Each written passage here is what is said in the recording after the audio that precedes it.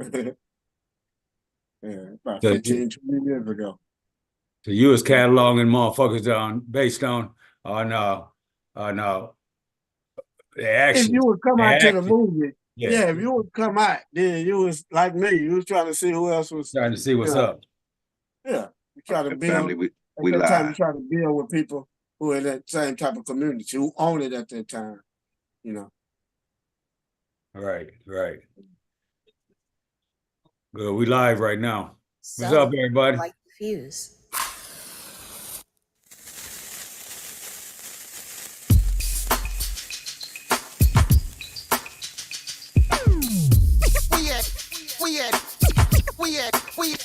Nigga, we at war. Gun smoking, bloodshed is all that you in store for. Shit is serious, you can call it hardcore. Killer crackers on the attack like a bad episode of Hee-Haw. But I'ma hit them with the sword off. Bottom of the knife, betting your life, batter up, ready to tee off. On white supremacy, my open and hidden enemy. Got us all schizophrenic, talking to ourselves like Pinocchio and Gemini. Crickets is all you hear when I bomb the facility. 9/11, building number 7 was an American tragedy. Ghettos and trailer parks supposed to be looking raggedy. But dog was some racism that Opie Cunningham mad at me. Word to 1663. Servants and slaves once rebelled in unity. The good ship Jesus is having a mutiny. It's time to recognize the black supremacy. When black people become serious about the revolutionary struggle that they are caught up in, whether they recognize it or not, that's when the revolutionary struggle unfolds. The rhythm of music, gun with the whole clip, strap with the holocaps, killing that cool shit. Gorilla pop music, gun with the whole clip, strap with the holocaps, killing that cool shit. I'll be stalking these streets in chrome-plated cleats, stomping out the sellouts, Sambos and cheats. Fake preachers fabricating phony philosophies, flooding like the godly while robbing the community. Chaos agents poison our mentality. We jack celebrities when we need black unity. Lex Spitter, monkey in the metal. Kanye spewing out self-hate dribble. And Candace Owens is out of her mind. How you gonna sue Whitey for racism, then let him hit it from behind? Some might think what I'm saying is unkind, but I'm here to shock the dead back to life and bring sight to the blind. American cities looking like the Lord of the Flies, while the rich 1% eat the whole American pie. Ready to revolution, it's time to uprise. The rhythm of music, gun with the whole clip, strap with the holocaps, killing that cool shit. Gorilla mob music, gun with the whole clip, strap with the holocaps, killing that cool shit. Killing that cool shit.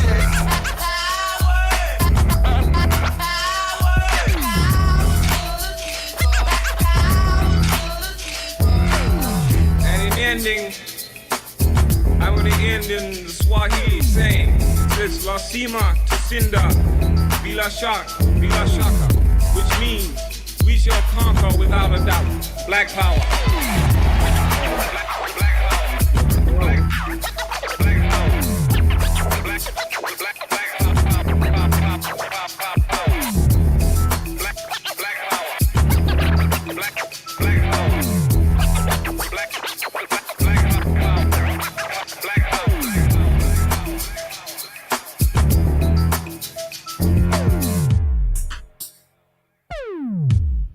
RBG. For sure, man. Hey, rough, that nice, man. That was powerful. Peace to the family, man. Welcome to Sankofa 180 degrees, man. Hey, man, glad whoever's here, y'all supposed to be here, man. How's everybody doing? All love. For sure, man. For sure, man. What's happening over there, Carrie? Peace to you, Carrie. How you doing, Queen? I'm doing good, thank you. Good song. That was pretty Carrie been over here breaking lines, man. That was a powerful song. Glad to see all you kings and looking forward to this presentation and love y'all. Yeah. Hey, man, yeah, that was hard right there, man. I like that one. Yeah, that's hard right there. My man put it down, man. Look like he from the Bay Area too, from up there. So. Yeah, Fillmore. I think that's San Francisco. up in Yeah, that area. yeah. That's right outside of San Francisco. But he been in the game, man. He old school. Yeah, Fillmore, that's them projects. Yeah, Fillmore Yeah. Slim. Yeah, that's where Fillmore Slim came from too. Yeah. Hey, but peace to you, Gerald. What's going on, man? What it do? What it do? Yeah, What you that's got going on, Gerald? Yeah, tell them and what's going on, man. Oakland, San Francisco is the heart of where the Panthers was originated. So that's why you keep hearing them saying that Black Power and whatnot. That's where the party started. But Your I'm about screen is blacked out, Gerald.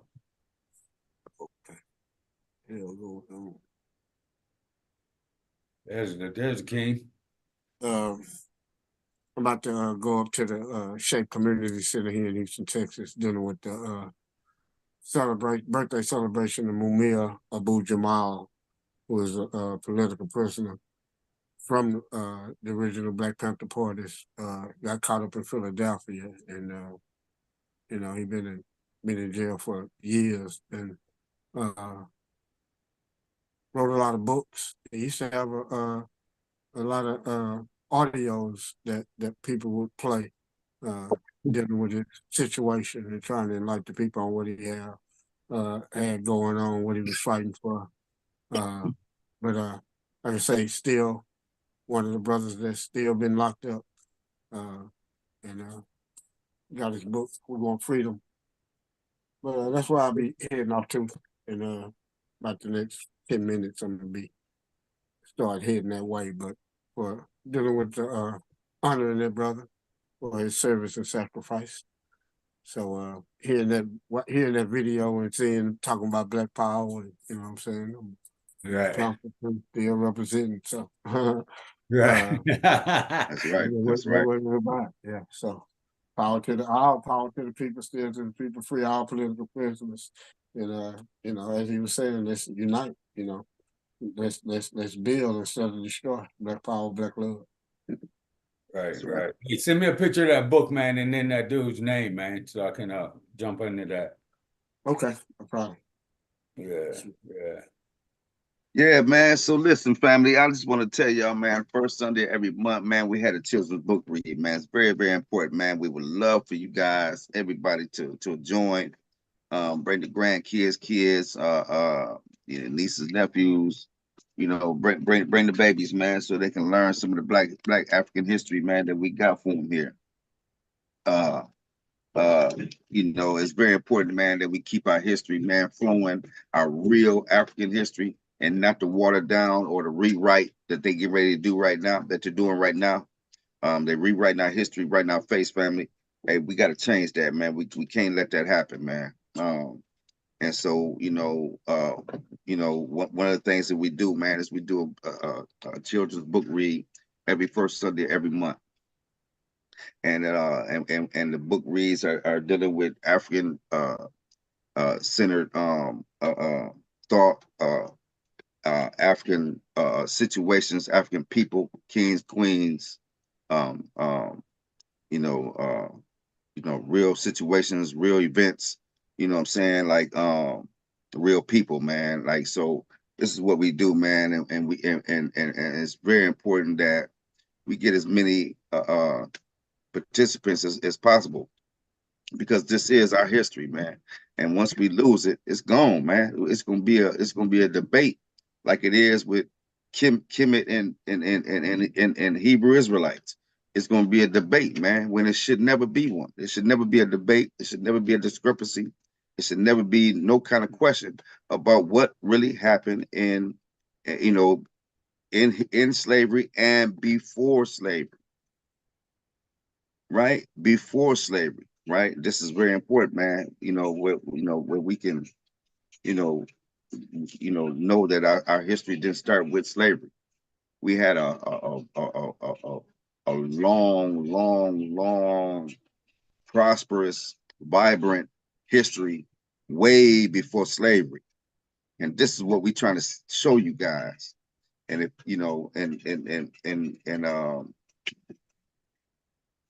and it's important, man, to know that, man, to know thyself, man. This is what this is about. Know who you are, man, where you came from, who your people are. You know what I'm saying? But anyway, listen, man. Go ahead, man. Tell them what's happening, man. Oh, look who popping on, man. We got E on, man. Peace to you, Eric. If you can I hear have to us. send Eric the song because he missed it. Yeah, you did. Hey, so let's get Eric Peace, in. fam. How y'all doing? My man, what's up, cool dude? Yeah, man. Just getting off that gig, man. Mhm. Right. Hey, I'm gonna send you the I'm doing song what? that we played. I'm gonna send you the song right now that we played first, Oh, man. okay. And then Okay. we're gonna jump into this thing because Gerald only got a few minutes. He got to go do an event, so Oh, okay. we're gonna make sure he get in. So, hey, Jamie, so you there? Yeah, yes, sir. So play this song, man. It's really heavy on my heart, man. I deal with a lot of people, man, that they lost their respect for their parents. They ain't living in respect of their ancestors or themselves and stuff like this. And it's just a little short joint, man. But you know, you can be exempt of the you can take out the private planes and replace it with whatever your gain is. You know what I mean? Except for it's doing dirty and in the streets, and which is all just periodic shit, man. So That's right. That's right. Okay, for sure, man. Here we go, King. Here we go. This is it right here. yeah. Ready? Yeah. Here we go, family. Check this out. Oh, you went ahead. Go back. Hold on. Yeah.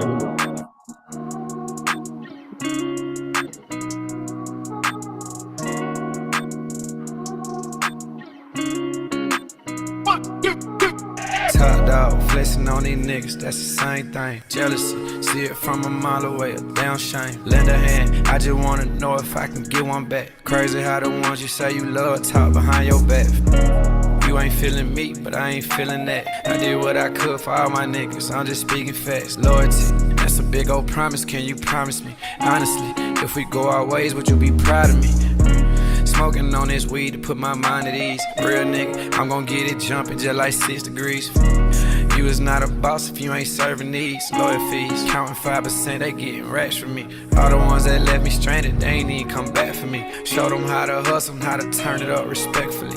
Niggas playing with my worth, you better have a check for me. Or you better not. So ice that one, man, and play this next one. She got me blocked This on is the IG. one I'm waiting to play. That's alright, grab my dog phone just to peek. Baby, you ain't low, you tryna kick. Yeah, that's hitting some hard lyrics, but that ain't the one I meant to send you.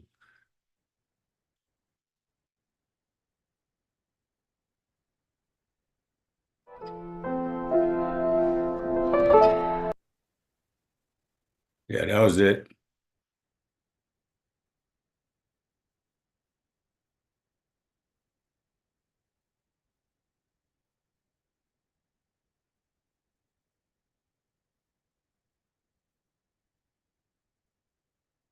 Hey, they're both the same one, King. No, one is war, right? Both of them say war.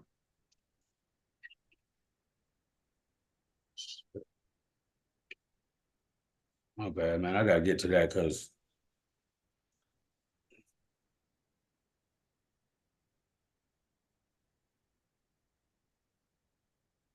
Yeah, they both say war. okay, play the one where you're getting kissed on the head while you're in the hospital bed. Yeah, that's where we was at. Okay. Play that one.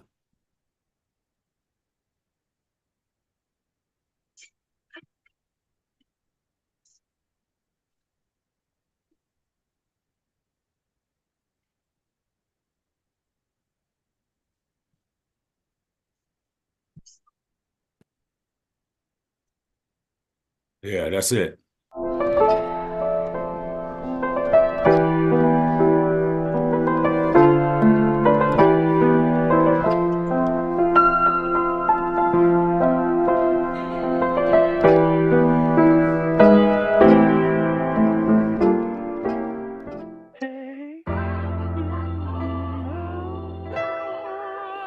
Yeah. And this get me in the gut every time I hear this, man.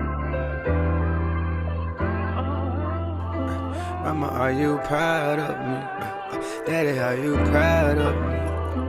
Yes, are you proud of me? Tell me, is you proud of me? Mama, are you proud of me? Daddy, are you proud of me? Is you proud? Are you proud? Tell me, is you proud? Baby, are you proud of me?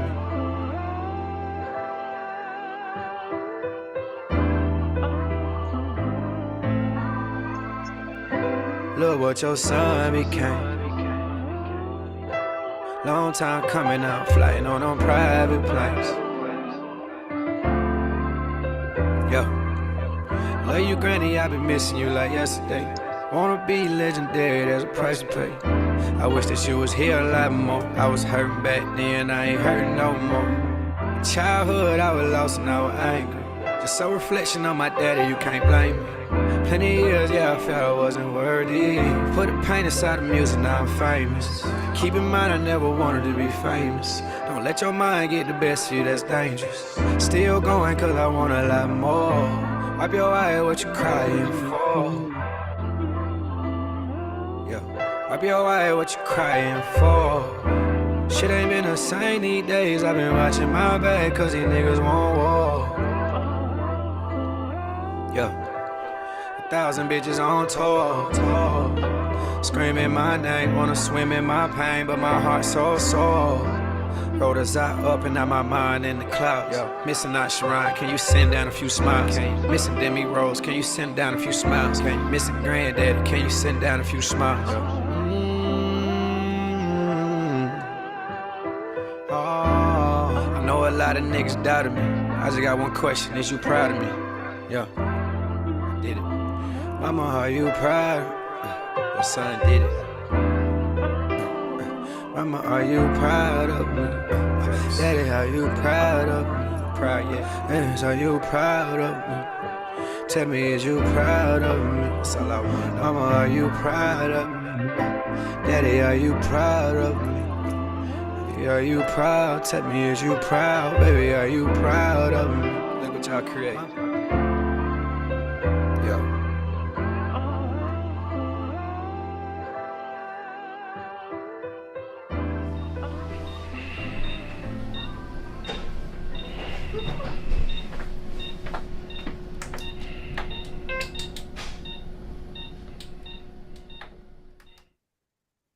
Yeah, so I fuck with this, man, on a whole bunch of different levels, man. You know, one is you know, when we know that we just a return, you know, of our ancestors and all that work that they put in, man. You know, it'd be our aunts, our parents, our siblings, you know, our master teachers, you know, what Gerald going to represent, man, all that shit, man. Then, it just changes the game for me, man.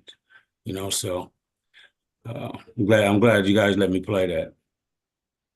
Oh, So ain't no question, man. Yeah. Ain't about letting you play none of it. This your show, okay? Yeah, you know, man. All right, so we're gonna get to this.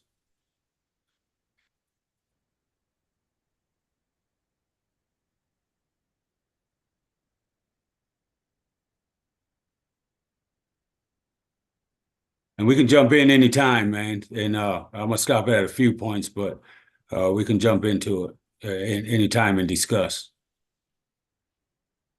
And this is Happy Talks, you know. They're planning a trip to Kamene. They do it all the time. They was going to do it at a later date, but so many people wanted to be involved, so they rustling up wanting to go real soon. So,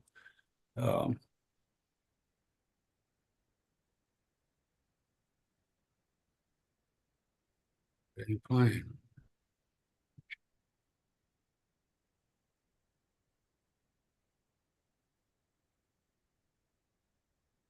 I don't know why it's not playing.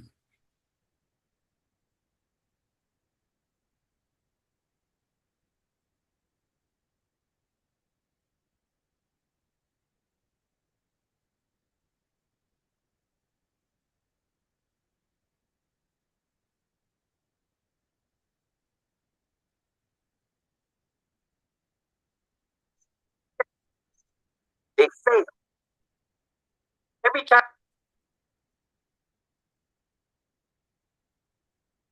Africans and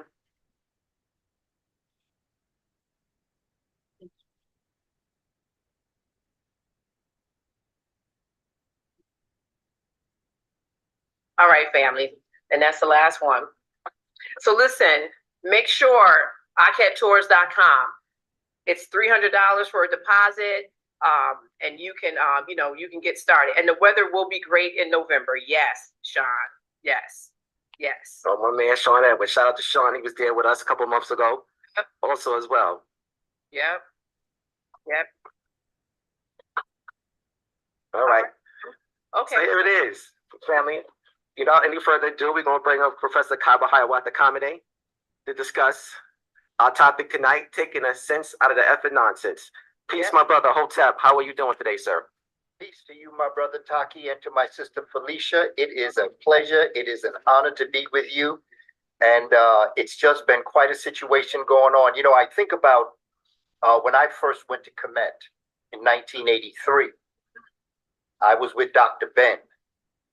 And I remember Dr. Ben had us come to the church up on 145th Street where they used to have the First World Alliance. Yes. And Dr. Ben looked out into the audience. And Dr. Ben said, there's only one thing I'd like to say. I'd like to say a lot of things, but there's one thing I want you to remember. He said, I don't want you to blame me for the person who's going to come back. Because if you've never been in Kamene before, the person that's going to come back is not the person that's sitting in the church right now. That is so true. My sister, I never realized how true that was until I came back, and I realized how many dimensions Dr. Ben was on target, because I have a webinar that I did and a lesson plan that I did where I teach the hands that built the pyramids built the White House. And the research that has been done. So the value of going to Kamene, yeah, we can go back into the past and we can enjoy it and we can be inspired by it. But what you're going to do with it when you come back? Absolutely. This lesson plan, the hands that built the pyramids, built the White House, was meant to show that there was a time in history where there were brothers and sisters from the East Coast that traveled west. There's a book that's titled the Nile. It's in French. It's called Le Chemin du Nil. And I bought it in French and I had to translate it to understand the migrations of Africans. You see, for us as a people, we don't understand that when we ruled the world, the river systems were all connected. So the river systems of Hapi were connected to, let's say, the Limpopo and the Orange River of the South. It was connected to the Congo River. It was connected to the Senegal River. It was connected to a major river known as Taman Rasset River, which was up in North Africa. So Africans were moving around the continent for thousands of years. See, we got to cut loose. We have to take the sense out the effing nonsense. Yeah, that's what I mean. Like, I love that. Okay, we have to get to that point where we start to define for ourselves who we were as a people before we were so rudely interrupted by these cave people. Not realizing that we were traveling back and forth. There's evidence of West Africa in East Africa. Because a lot of us get caught up in the fact that it was Africans that left the East Coast and traveled west and bequeathed to Africans in West Africa culture.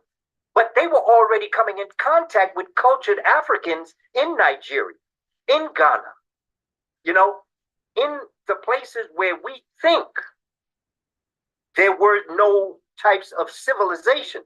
When brothers and sisters in a place known as Eredu, E-R-E-D-O, in Nigeria, okay, when the pyramids were being built, 2880 BC, if you want to be that shallow, because they are much older, but beside that, when they were building pyramids in East Africa, they were building things in Nigeria.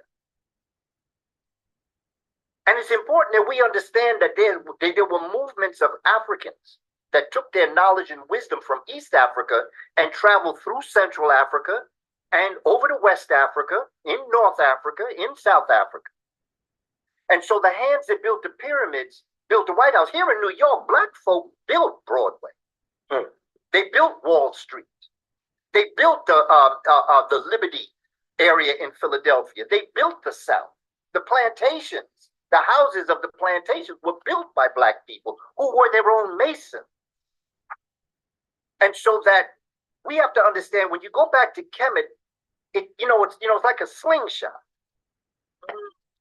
When you have a slingshot, you put a projectile in the sling and you pull it back. But the purpose of you pulling it back is not to stay back. It's to project in front of you. So the same is true for our history. The further back you can go, the further in front of you, you can project your consciousness.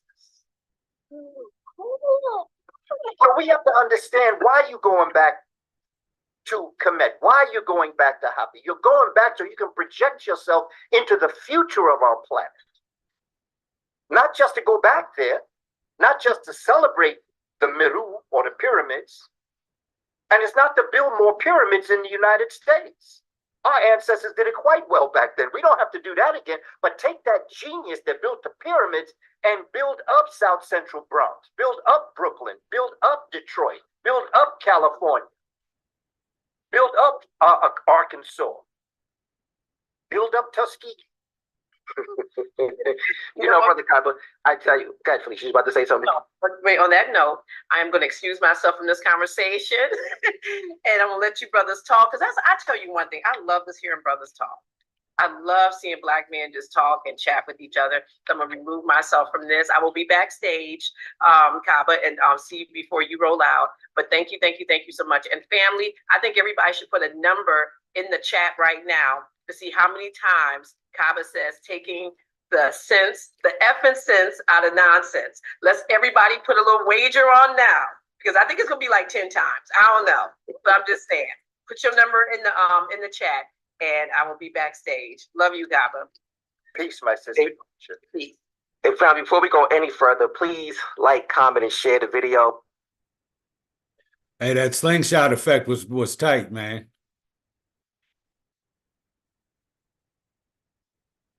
What do you mean, slingshot? What are you talking about? When he talked about pulling the slingshot back? Oh, yeah. Yeah.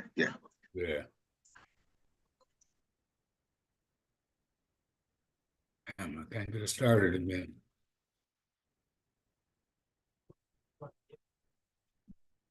Shit.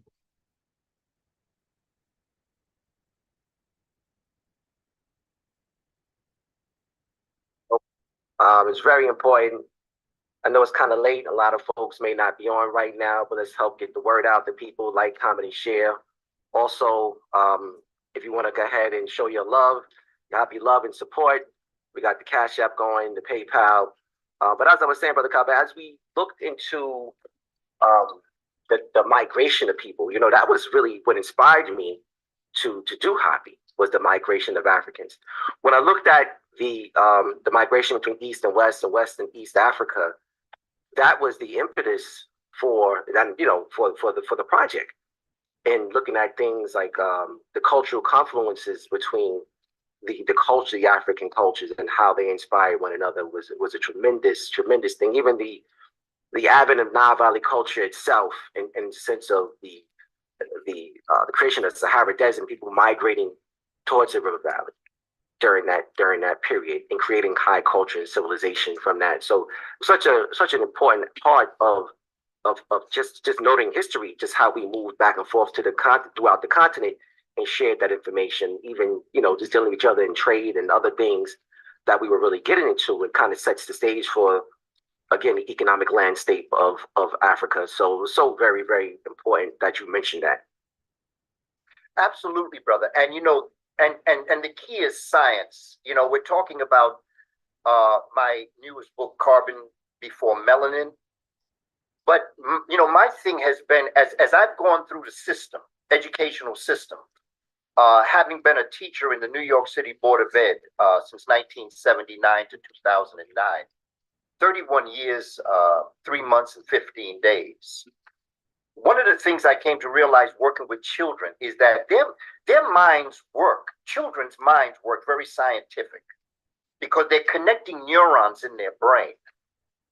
These are things I've learned as an educator as I move through the process. And when we connect neurons in the brain, the only way that those neurons can stay connected is if there is something that they can connect to, which is knowledge and wisdom and what we call science. Science comes from the word scient, which means knowledge and wisdom. We've put science, see, this is how we have to do this ourselves, man. We have to take the sense out the effort nonsense. Because we're experiencing something right now, family, that is phenomenal. I was once told by Kwame Ture, Stokely Carmichael, the closer you get to God, the closer the devil gonna get to you. Facts. Facts on facts. Yes, sir. So when we see what's happening today, be it politics or spirituality or labor or education, whatever it is, they're coming down hard. And they're coming down hard because they know their time is up. They've been given 500 years to get this civilization together. And once again, they failed. Every time they try to build a civilization over the past, what I have studied, basically the past, I would say, let's go back to 525 BC with the Indo-European Persians that came into Kamene. Every time they have tried to build a civilization, it hasn't lasted more than 500 years. It failed. And it failed for the same reason. And it failed because of our brothers and sisters in the Black Panther Party, of which I was a cub when I was young. They said something very important, and it's what every civilization is built on. All power belongs to the people. And when you have a select few who think they're all that, they begin to develop a civilization that shines on them as opposed to shining on the masses of the people so that everybody can rise. And yeah, you're going to have some people going to hustle. They're going to work harder. They may have more than what some of the people have, but ain't nobody going to bed hungry. Nobody's going to bed wondering if they have a roof over their head or if they have clothing for the proper type of environment. Nobody's going to bed unsafe for fear of what may happen to them. When you have that, here, just let me ask you a question. And you'll know if this civilization is growing and getting better. Are you paying more for your food today than you did back then? Any comments on that part? So you say, are we paying more for our food today than we did back then? And the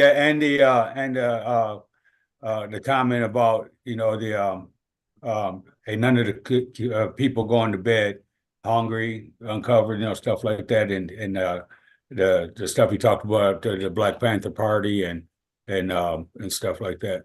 Any comments on that? Right on. No, he hitting it on the head, man. Yeah, you right on. Gerald?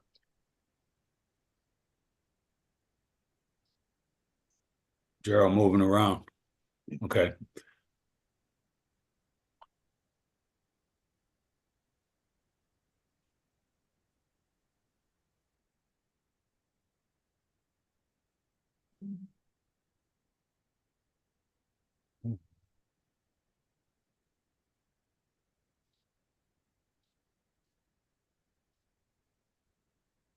And the key is this civilization is failing. It's failing the people. It's up to us as the people to do what's necessary. Dr. Clark told us we ain't got no friends. Even some folk that look like us ain't our friend. So we have got to understand what we have to do as a people to make this happen and to grow and to do what's necessary. Science is the key. Science, knowledge, and wisdom that connects the neurons in the brain, the nerves, but it got to be connected to something that makes sense to you. And so what our children are experiencing in the classrooms today, they're not connecting with what they know to be knowledge and wisdom. When someone tells a perfect lie, the truth is unbelievable.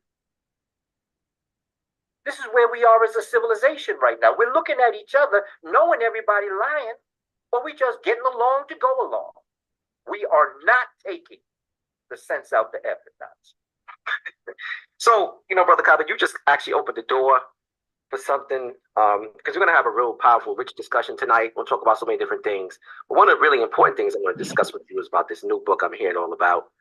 I'm hearing a lot of good feedback about it, Carbon for Melanin. And I really want to kind of get into, one, what inspired you to write the book. Let's just start there. There we go. We're gonna put the book cover up in a second so everybody can see it. But we definitely want to talk. I love the cover. I want to just get into this delve. I see you got the shirt on also, before Melanin shirt. See you got the gear on. So first things first, where can they get this book? Well, you can go to my website, www.kabakamene.com. Okay. You can go to the link in my bio. Okay. If you are outside of the United States, I would recommend that you go to Amazon. It's on Amazon. It's on Amazon as well? Yes. Okay. So let's get back to that question. What inspired you to write the book? What inspired me in a very early sense was Dr. Frances Cress Welsing in the 70s. But the thing was is that she wasn't at that presentation to talk about melanin. She mentioned it. And I remember her mentioning it. But because it wasn't the theme of her particular presentation, she actually was doing a presentation on something she said was a major disease that was about to come on to the world scene that we now know is called HIV and AIDS.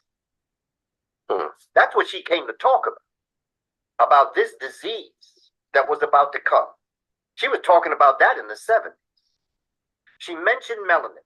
Now, in 1981, with all praise to those who created the First World Alliance, 1981, they invited Dr. Richard D. King to come talk to us one Saturday. And he was talking about melanin. And when he started talking, and that was the theme of his conversation, so he was focused on that. So he noticed in the group that, let me just admit I didn't know too much about what he was saying. He said, okay, brothers and sisters, let me put it to you like this. If you can understand plant photosynthesis, then you can understand human photosynthesis. Because chlorophyll is to the plant as melanin is to the human. The chloroplast, which is the chlorophyllin cell, is to the plant what the melanocyte, which is the melanin cell, is to the human. Now, right there, Brother Tom, that just immediately, because I was a kindergarten teacher at the time. And so when he said that, when I went back to, that was a Saturday. When I went back to class on Monday with my kindergarten students, I said, you know something? I'm going to do a series on plant photosynthesis.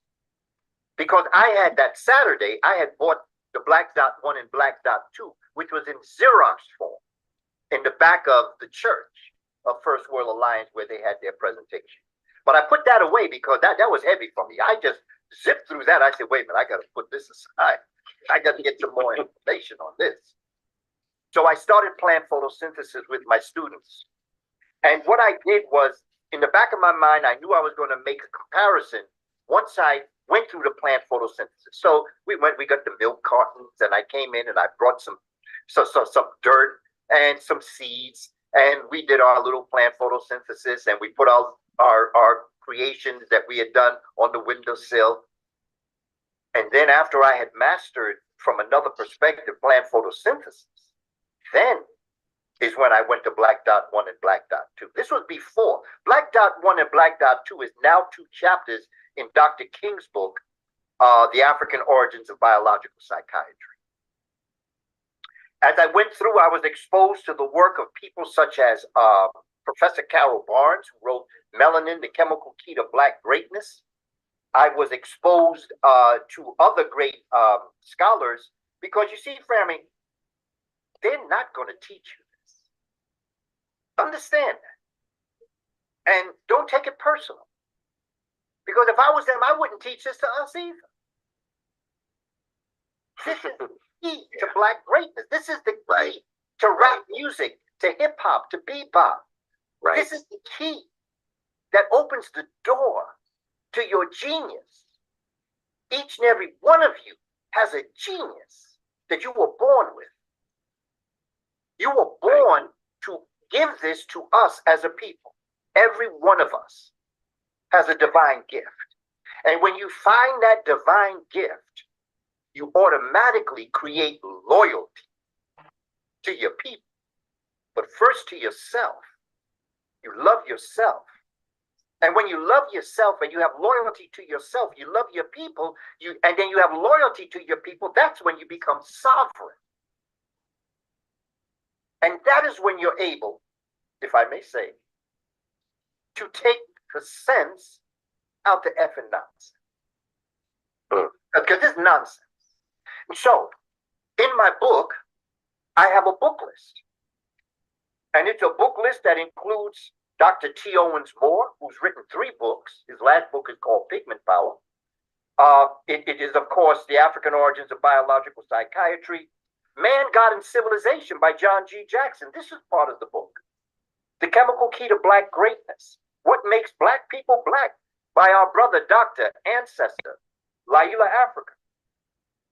Okay, and now the other thing is, you really don't want to lose our sister, who has done phenomenal work with us. And that sister has written a book that is so powerful as it relates to understanding who we are as a people. She's a phenomenal sister. And I have her in my libation at the beginning of the book, Dr. Patricia Newton. She wrote a book called A Handbook for a Melanated, Melatonin-Friendly Lifestyle. Okay, so I have these people, and and the other thing about my book, family, is that here's the key. One of the keys to why it's called Carbon Before Melanin. I was going to Dr. Sebi since 1988. When I heard that brother had been released, claimed that he had cured people of AIDS and all sorts of different diseases and diabetes and high blood pressure. When I found out that he got exonerated was October 1st, 1988 in the Amsterdam News. That's the black newspaper in New York City. I was on the bus reading that, and right there on that bus, going home, I decided I got to know this man. So that Saturday, which would have been October 4th, 1988, I went to his place on 616 Pacific Street. You know where Barclays Center is? That's where his center was, his institute. Okay. And so I went to him, and we created a relationship. I'd like to call it a friendship, but I would not assume. But I believe the way in which he interacted with me and how I interacted with him, we were respectful of each other's talents. And so I invited him to come to a presentation I was doing in Brooklyn on melanin. And he came, and then, when I went back to the Institute, I was sitting there. And for those of you who know what the Institute looked like, it was a beautiful place, and he'd set up very peaceful. I said, well, Dr. Sebi, what do you think about my presentation about melanin? And he said, Booker T. That was my name before Kaba.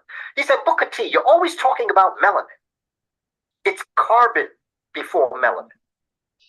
To understand melanin, you got to understand carbon. And at that point, I started to do some research, because I always pay respect to people such as Dr. Sebi and all the scholars that I list in the book, because when I did my study, I came to realize what he was talking about. And that you basically have 4 major atoms on the planet. You have others, but 4 major ones. Oxygen, hydrogen, nitrogen, and carbon. You can put 2 parts hydrogen, 1 part oxygen together, and you have H2O, which is water. You can put 2 parts hydrogen, 2 parts oxygen together, and you have hydrogen peroxide. But with hydrogen, nitrogen, and oxygen, you can put no more than 4 atoms together to create a molecule. But with the introduction of carbon, that's where you get the millions, if not billions of molecules that make up our cosmic reality, specifically our Earth. Carbon. That's what's carbon before melanin. And that's what Dr. Sebi meant when he said carbon before melanin. And it took a while for my research to come through to study what is carbon. Now, many times we have challenges understanding the difference because we have what's called a periodic table of elements, of which I include in the book. A periodic table of elements, we basically have 92, but then we have a whole bunch of others that were created in the laboratory that they say. But what's the difference between an atom and an element? Because you have a carbon atom, but you also have the carbon on the element as an element. So what I teach is, let me take you to an ice cream store. And I'm going to clear up. I'm going to take the sense out the F and nonsense. An atom is a flavor. An element is the actual scoop of that flavor. So an atom really is a title. But an element is the flesh coming out of the word. So you have the element, which is like the flavor. So you have the element carbon, which reflects back the carbon atom, but carbon is 666, which is 6 hydrogens. And when you take multiple scoops of ice cream and put it on a cone, that becomes a molecule. So an atom is the flavor, an element is the actual scoop of the flavor, and the molecule is when you assemble a number of elements or atoms on your molecule itself. Straight science. Straight science. Nothing personal. We're not emotional. See, the other thing is in the book, I include something known as Punnett Square. Punnett Square is something that I taught basically in 5th grade.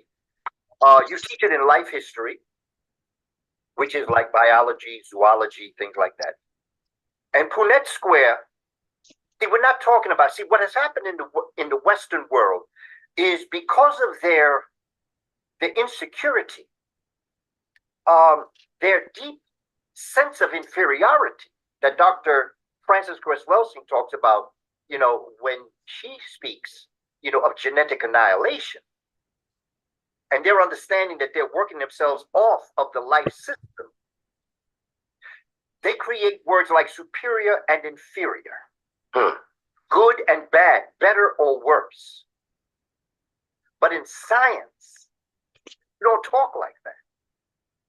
Science says, in Punnett Square, you have dominant and recessive genes. I remember studying that in school. Okay. You remember Punnett Square? Absolutely. Remember that in science class. In science, I remember doing it. Big B was dominant, little b was recessive. Well, in the book, I have a Punnett Square where I'm actually showing you what it looks like. Where you have varying people. And the more you can produce melanin, the more dominant you are. And your inability or your lack of being able to produce melanin makes you recessive. But the other thing to realize, again, is that you don't want to get caught up because so many of us come in many different shades of melanin. So what I do in the book is I go through every section of the body, from the respiratory system. Without melanin in your respiratory system, you couldn't breathe. You've got it in your eyes. Without it in your eyes and your retina, you wouldn't be able to see. Without it in your ears, you couldn't hear. When you go deep inside your ear, your inner ear, without melanin in your inner ear, floating those hairs in melanin, you would fall down. You would not have balance, because that's where balance comes from. The place called your vestibular cochlea in your inner ear, which you have balance. Without it in your circulatory system, your blood wouldn't flow. Without it in your heart, it wouldn't beat. Without it in your brain, you couldn't think. And without it in your reproductive system, you wouldn't be born. Melanin is the mothership. And it is something that we need to understand from a perspective of science, not emotion. So I have a couple of quick questions if I can. One, first come to mind, just want to say thank you. And again, family, KabaKamene.com. Anybody wants to speak on that? Any of that? No, I mean, that's science. That's science. That's science, homie. That's science right there, man. You can't argue science, man. I mean, we can argue, we can argue belief, but you ain't gonna get too far trying to argue the science, man. Right. You know what I mean? Because I mean, It ain't like it's you just, said, it ain't emotional. huh? Like he said, it ain't emotional. It's science. That's right. Right. So I mean, you just can't get past it, man. I mean, you melanin, the 6 neutrons, protons, electrons. I mean, the four, all that, man. You just can't get back. You can't get by it, man. Yeah, now you said you can have the protons and the neutrons and all these accumulations, but when you add the carbon, you get everything. Everything expounds, right? That's right. Yeah. That's right. Yeah, that's right, man. And He gave a certain number, but I don't remember the number he gave. Yeah. Gary?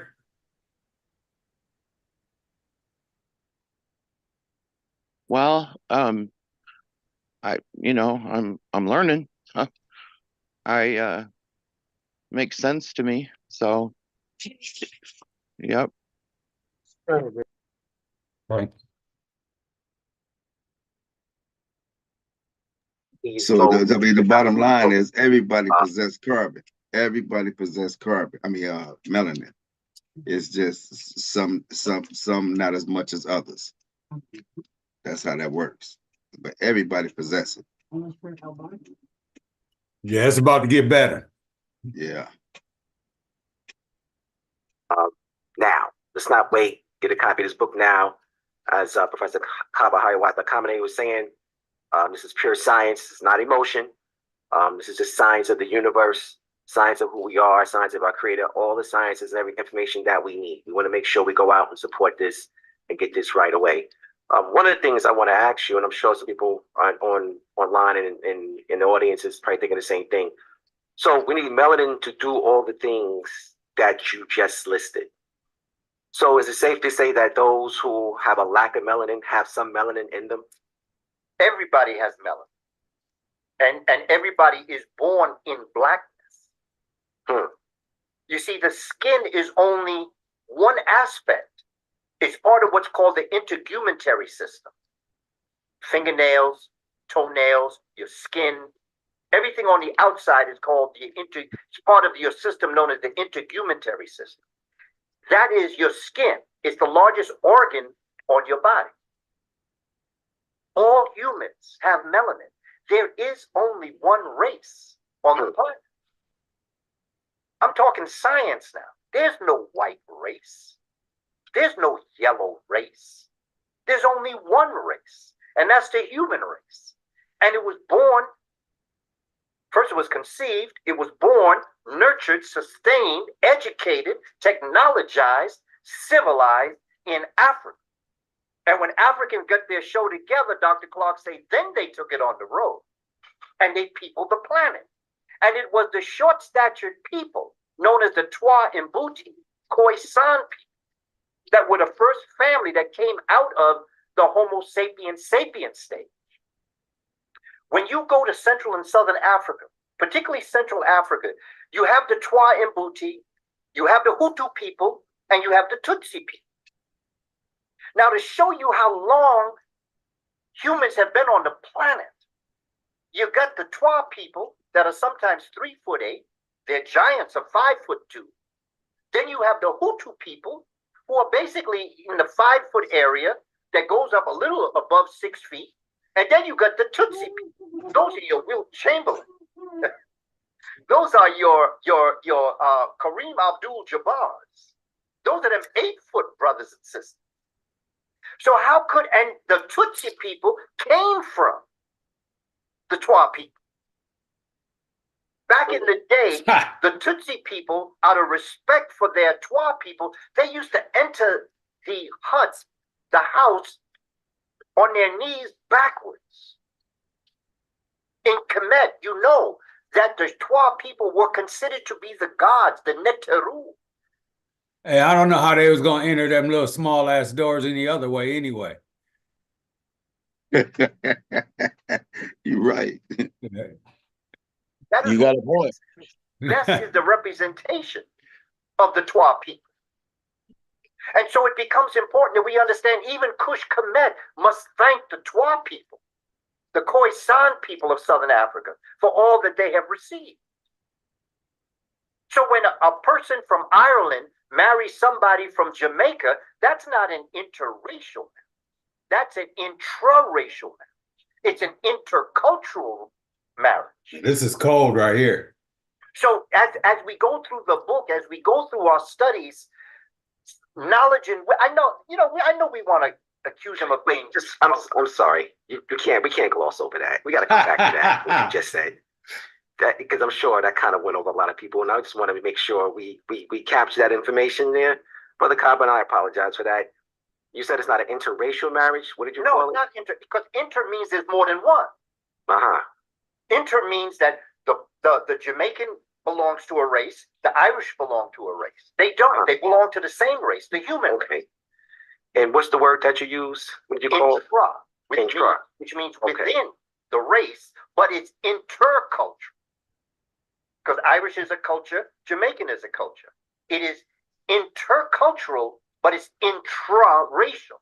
Because there's only one race on the planet. Everybody, be you Palestinian, or if you are indigenous American, Japanese, Slovakian, Ghanaian, you all belong to Africa. That's where life started. That's where life came from. Science. You know, on that note, I have a couple questions. Oh, before I get into that question, I want to kind of go back for a second, talk about that conversation with our ancestor, Dr. Sebi, when he made the comment about, I love the way you kind of took us back to that moment of before there was melanin, there was carbon. When he made that comment or that question or that statement to you, did you get it right away? It was something that you caught it. Was it like aha moment, or was something you had to kind of think about and ponder on for a moment? Oh, I had to do my research. Okay. Okay. It wasn't something that, because whenever anybody drops something on me that I may not have thought about or maybe thought differently about, before I say anything to anybody about anything, I do my research. Smart man. Right. I remember when Dr. Sebi said that to me. And let's just kind of say it over for those folks who maybe just coming into the building. Want to just kind of take them back in terms of giving you the understanding of the name for the book, Carbon for Melanin, and how that came about. You talking about with Dr. Sebi? Yes. Yes. Well, I had developed a relationship with Dr. Sebi, and again, going back to Dr. Richard King. Remember, I had already been doing research on melanin since like 1981, 1982. So by the time I met him, maybe 6 years later, I had already created a curriculum that I taught.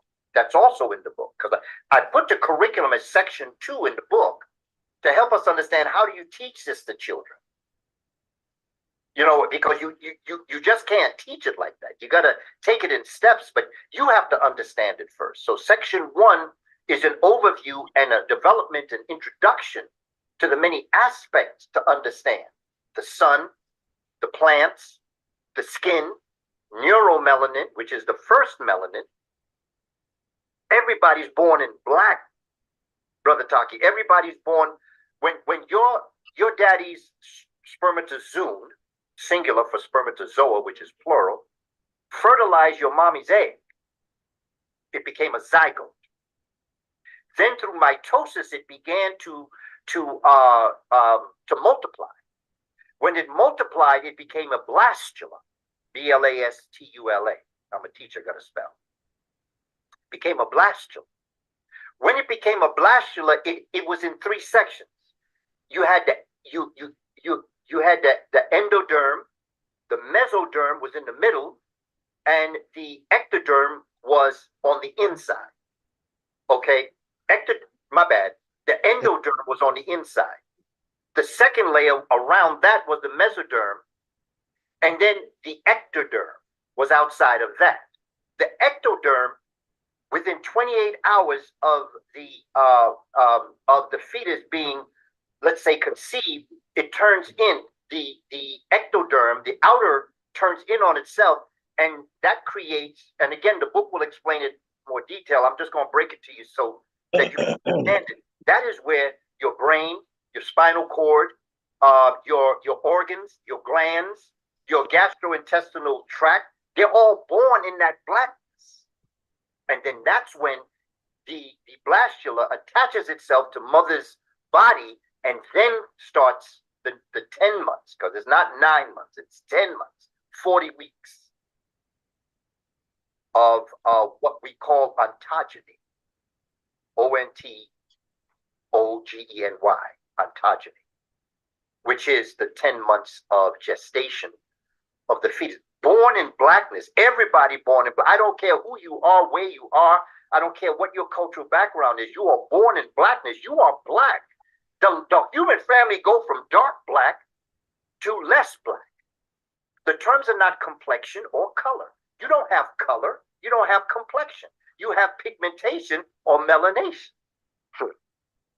There's no such thing as light skin, dark skin. That don't exist. It's a matter of degree of how you produce in your melanocyte. And again, Brother Taki, I try to break this down so that we can understand this, okay? Because of the insecurity of the peoples who would wish to dominate the world. They don't want us to understand this. Because if you understood the greatness of who you are, if you're taking the sense out of effing nonsense. That's it. Take the sense out the effing nonsense. Okay, when someone tells a lie, the truth is unbelievable. The human family is much older than what they claim.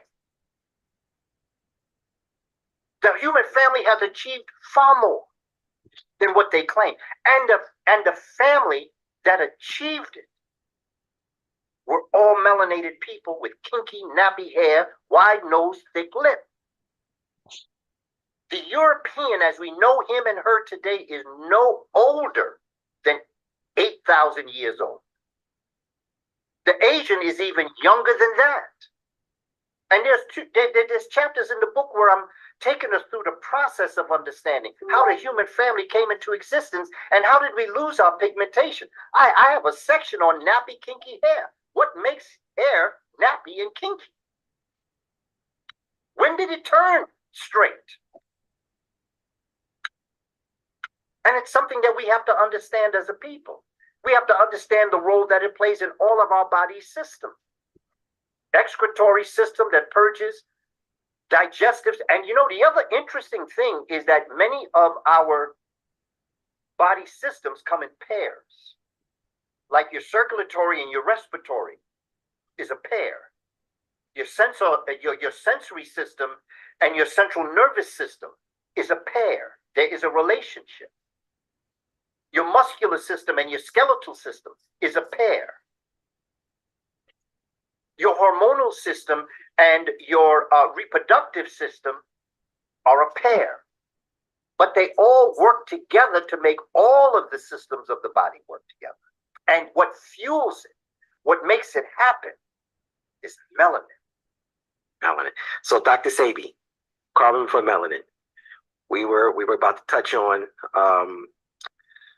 that experience in terms of just going through the process of him giving you the name and what that was like for you in processing his profound statement to you. Yeah, it was just because I had such a respect for Dr. Sabi because he breaks stuff down real simple. And I always have a profound respect, and when I have a sense, even if I don't respect you, if you say something that I need to study, I'll study. But with Dr. Sabi, when he said, Booker T, you're always talking about melanin, but it was carbon before melanin. I said to myself, well, how could carbon become melanin? And then I realized the role that carbon plays on the earth. Everything that we call organic, everything that is living, has assimilated carbon. And that's what makes it a living thing. When you sat back in your chair, that was carbon made you do that. But it came through your skeletal and your muscular system that did it when you backed up and sat back. That was the melanin in your skeletal system and in your muscular system that allowed you to sit back. If you did not have melanin in your skeletal system or your melanin or in your muscular system, you couldn't have leaned forward like you just did just now. If I didn't have it in my tongue, I wouldn't be able to talk. I wouldn't be able to taste foods. It's what helps you understand the sweet. It's what helps you distinguish between sweet, sour, bitter. It's what makes you hear. You know, this also brings me to my next question. As you mentioned that, is there a subtitle to the book? And if so, what is it? What does it mean? Yeah, well, it's a double entendre. It has two meanings: creators on Earth. Creators on Earth. So it's it's carbon before melanin. Creators on Earth. That's the full title. Okay. Which the creators on Earth is really creator is on Earth. And creators on Earth is each and every one of us is the creator having a human experience, and we're on Earth to create a heaven on Earth and not the hell that's been created for us because we're too busy accepting the effing nonsense and not understanding the sense. Damn, I tell you. You know, and family, listen, let me give you a little context of the name of the show. The brother Kaba and I, we've had several conversations. A lot of times I get on the phone with the brother, and it's such a powerful, beautiful conversations and discussions. And we talked about this, and we had a couple other ones, and we playing with it. We didn't want that. I came back to him. Didn't want to sound so edgy. Then we kind of went back and forth a little bit again, and we came up with this. And it's just like I didn't know it was going to fit this way. I didn't know it was going to make this type of sense in terms of what we're talking about today. But everything that Professor Kaba has laid out to us is really it hit homes with taking a sense out of that for nonsense. And family, with that being said, KabaKamene.com. We just kind of barely just touched the surface of what's in this masterpiece. You got to go ahead and get a copy of this book. Please tell your friends and your families also to make sure they get a copy of this book and support this great elder and his great works. As you can see, it's just pure science, and we're going ahead and take the emotion out of it.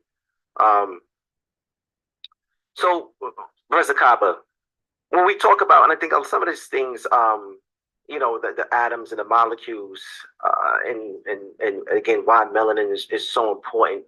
You really, really laid it out for us in terms of where and why this information is vital just to our overall existence. And again, taking that slingshot, because when we speak about, you know, ancient Kemet, but going back to the atoms, taking it back even further, going back to the carbons, going back even further, so we can see where we're going. You know, could you just go ahead and touch on just some of the research that went into it for you to come about this great work?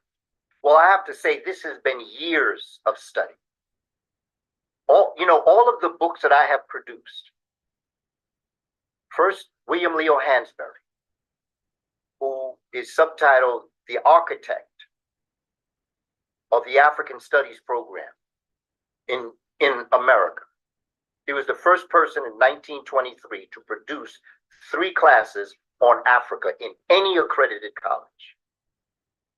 Dr. Clark had recommended that I write my master's thesis on William Leo Hansberry. He said, look, you should study him because what you're doing, what I do is curricular writing, and I do staff development. In other words, I develop what it is that should be taught, such as carbon and melanin, develop a curricula, and then I go and I teach it to teachers who will take it into their classroom.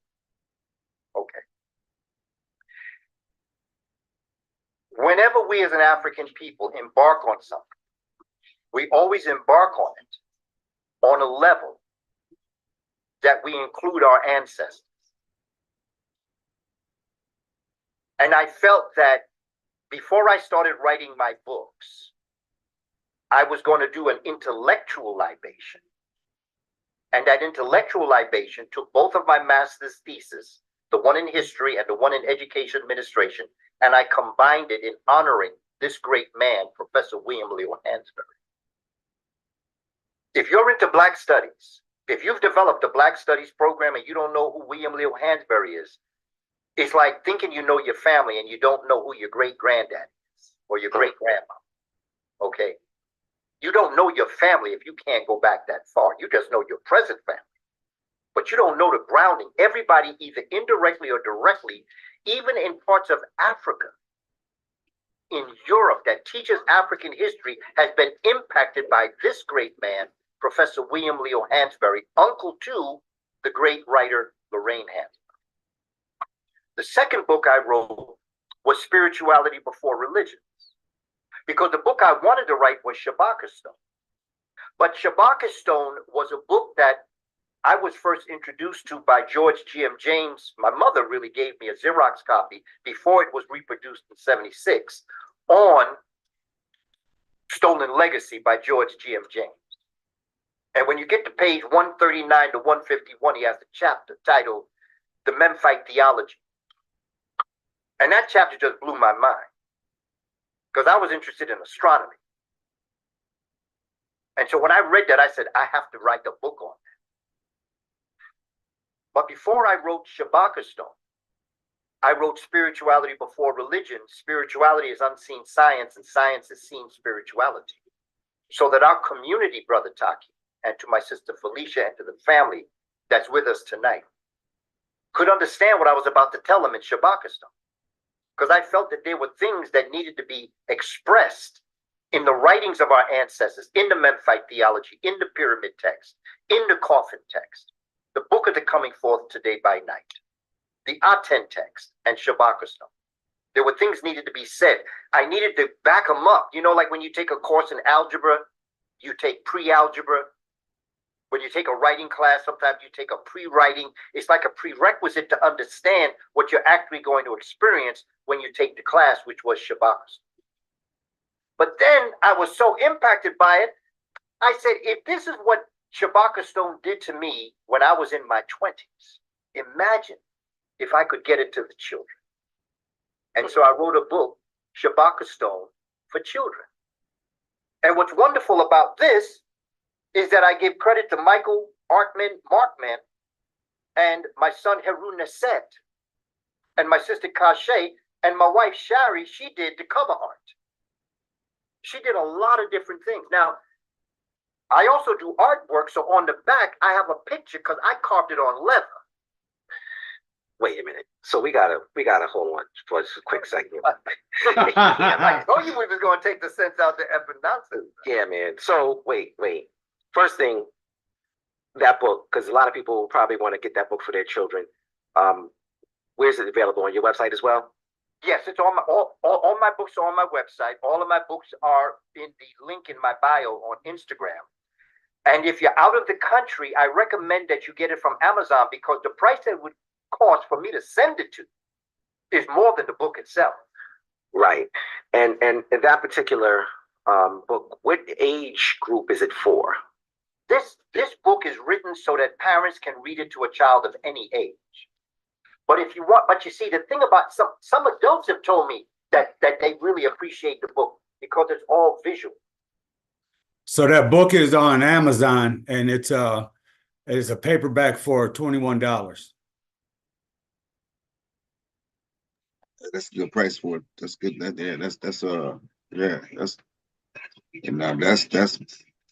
That should be no problem getting that book. You know what I mean? For anybody that wants some real information, right? That's right. You know, on the science, man. And this is what it will. And this is science. So if you want some some powerful, real strong, good information, family, $21, man. That's it. And you can you'll be surprised. I mean, you wouldn't believe how much you would gain out of this book, just one book. Hey, shout out to real quick, shout out to Happy Talks, Felicia and Taki. Shout out, man. Shout out to them. All day, all day. Hey, people, you know, you guys should tune in to Happy Talks.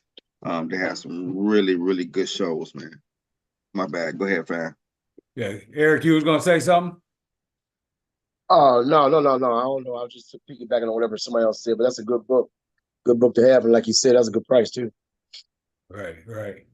So Happy Talks has Infudicia up next, and it's already out. So I got that one saved too. They got something happening Sunday. I mean tonight, right? Yeah. That's the one that I clicked on that one, and it was already playing. So, and there's Infudicia talking with the same title that's up. So that was supposed to be later on tonight. So I don't know what happened. Man, well, family, y'all should get on over there and check out Infudicia.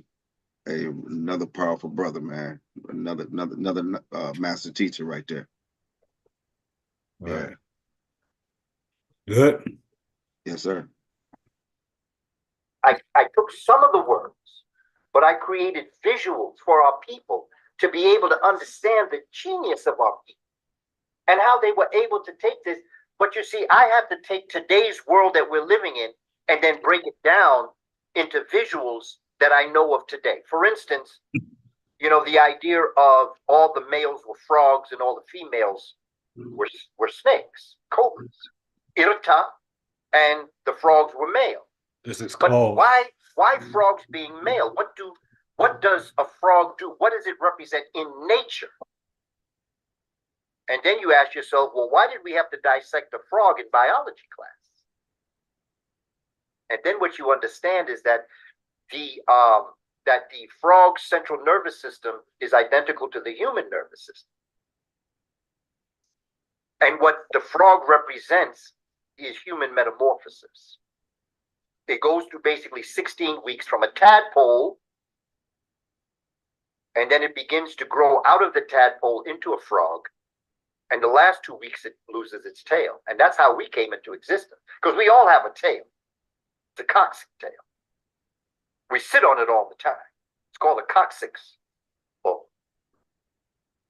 Why were the females snakes? Well, snakes do something frequently during a year. It's called molting, where they shed their skin. And when they shed their skin, snakes will go and segregate themselves away from just activity, and a film comes over their eyes, almost like they're in a state of death. And what will happen is that during this molting period, underneath the old skin that's becoming crusty, a new skin is. And when the snake knows it's time to come forward out of its moments of a sleepless slumber, it wiggles across a very rough area like a rock, and it will cut open the skin. And as it cuts open the skin, the snake continues. It leaves the old skin behind, but it comes forward with a new skin, and the film is removed from their eyes. And so the snake represents resurrection. And so the two mysteries of life come from metamorphosis, which is growth, and resurrection, which is regrowth after the dead skin. After this body is taken out, it comes forward to a new life. And that's resurrection. And every religion is based on the resurrection of the soul. That's the one thing that unites all religions, no matter what you believe in. You think about what you should do in life in order to be able to relive it in the next world. And that's what the Shabaka stone was saying. Right. But I had to break it down in a way that our community could understand. So spirituality preceded Shabaka stone. But now I took the principles of Shabaka stone and I brought it down so that we have creators on earth. Because I just take you out into the heavens. Just So look up each in the heavens. book is like a continuation of the next, in a sense. That's every one of them. That's what my plan was. See, because I'm living on a 7-year plan. I see that you put up the number 7. I'm a 7 person. And so in 2014 was when I decided I was going to write 3 books. 2014, I see that our brother King Simon is on, so he knows numbers. 2014 is 7. And I said by the year 2023, I wanted to complete this cycle of my books. And I did. But I produced more books than I expected. That's why I produced Carbon Before Melanin March 12th, 2024. This past March 12th is Right. when so Carbon Before Melanin has been out a little over a month now. So one quick thing, just because I want to make sure everyone is with us and they're following along. And could you hold up the book again, Shabaka Stone for Children? Yeah.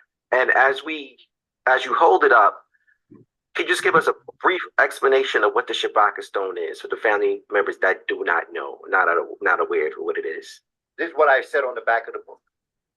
Somewhere around 710 years before the Common Era, BCE, Neset-Biti Pharaoh Shabaka directed his scientists and scholars to rewrite the work of their ancestors, titled the Memphite Theology.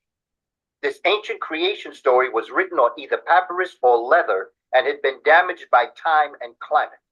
King Shabaka had the Memphite theology carved on black basalt stone, and the story tells a metaphoric drama that outlined the coming into being and continuing process of the becoming of the cosmos. They enhance this process by comparing and contrasting the pattern in all living things in the cosmos and on the earth. The ancient African scholars who studied and taught biology made comparisons to the development of divine human embryo, and other scholars in different subject areas made the same comparisons with this cosmic allegory. So that bust out stela that they put it on, where is it today? We'll go see British it. Museum. The British Museum. I did a presentation when I visited UK. I did a presentation standing in front of Shabaka Stone. It's basically 3'8" feet by 4'8" feet, which basically is like 1.3 yards by 1.6 yards in size, rectangle. Right. And it has 2 lines that go across the top, and it has 62 vertical lines that go down. You can Google it. You'll see it. It's all about creation. It's all about creation. Hey man, let me tell you. Let me just take you out. Each and every one of us who is living where it's nighttime right now, where there is no sun, within our presence, just look up in the heavens, and what do you see? So when I put up the Shabaka Stone on Sankofa, I didn't see the 64 lines, but I imagine you got to get closer to it. Hey, I would love to have that book, that children's book. Yeah. Gotta get it. Yeah, I'm gonna get them. So I'm gonna have to get that. Yeah. All right.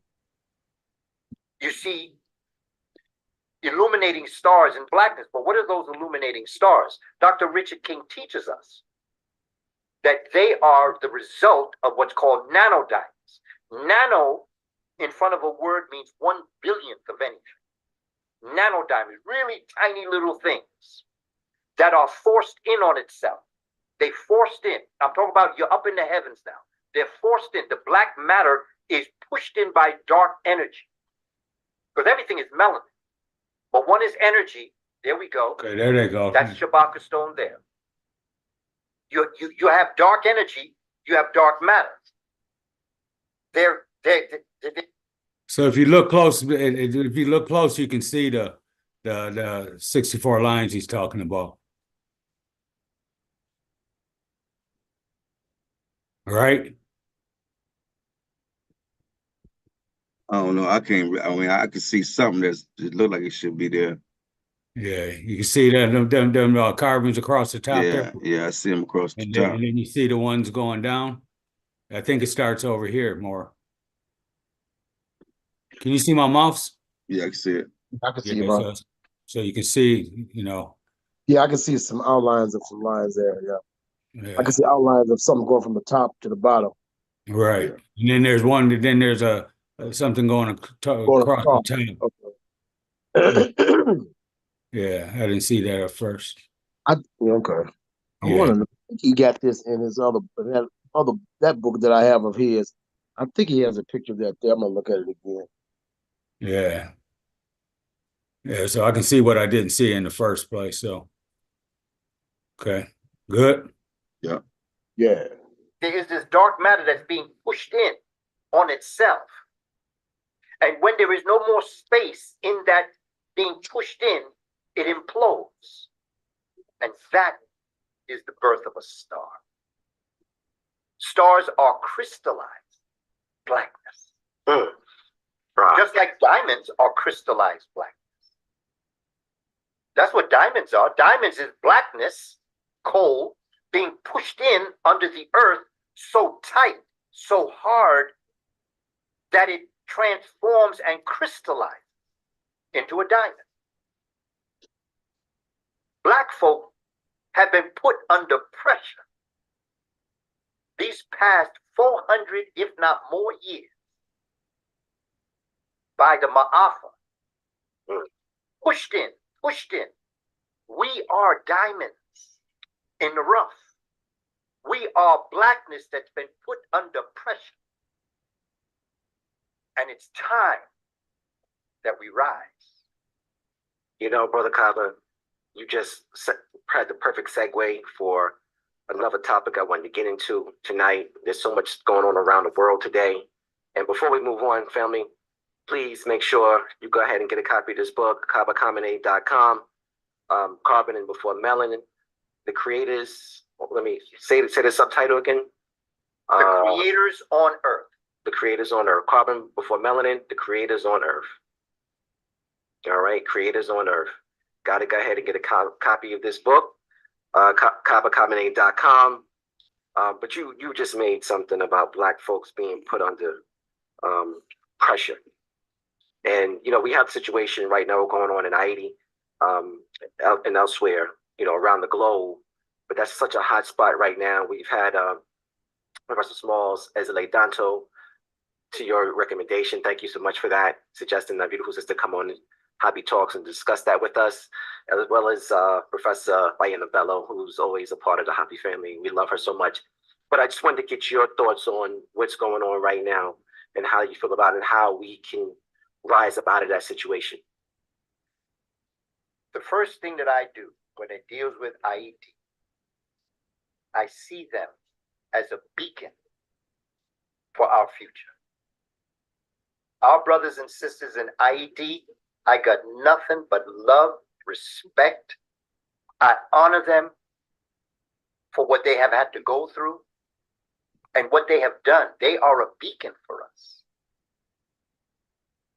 When we get to the point where we take the sense out the effing nonsense, we then become Haiti, and we will say, "Sec passe." Okay, that's the bottom line to me. When we get to that point, you see, we haven't gotten to that point yet. It's the story about the brother, you know, like he visited his friend, and there was a dog at his friend's feet. Okay, and the dog was hooping and hollering. Okay, and the man looked at the dog and looked at his friend, and the friend was just keep on talking, didn't say nothing. And the dog was howling and just, obviously thought was in pain. And so the guy looked a little closer and he said, "Whoa, wait, look at that. The dog is laying on a plank of nails. He's bleeding." And he said to his friend, he said, "Yo, your dog is laying on a plank of nails." And his friend said, "Yeah, I know.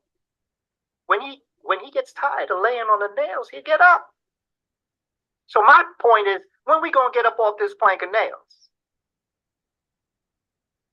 We can do all the complaining we want. We can do all the talk about what should be done.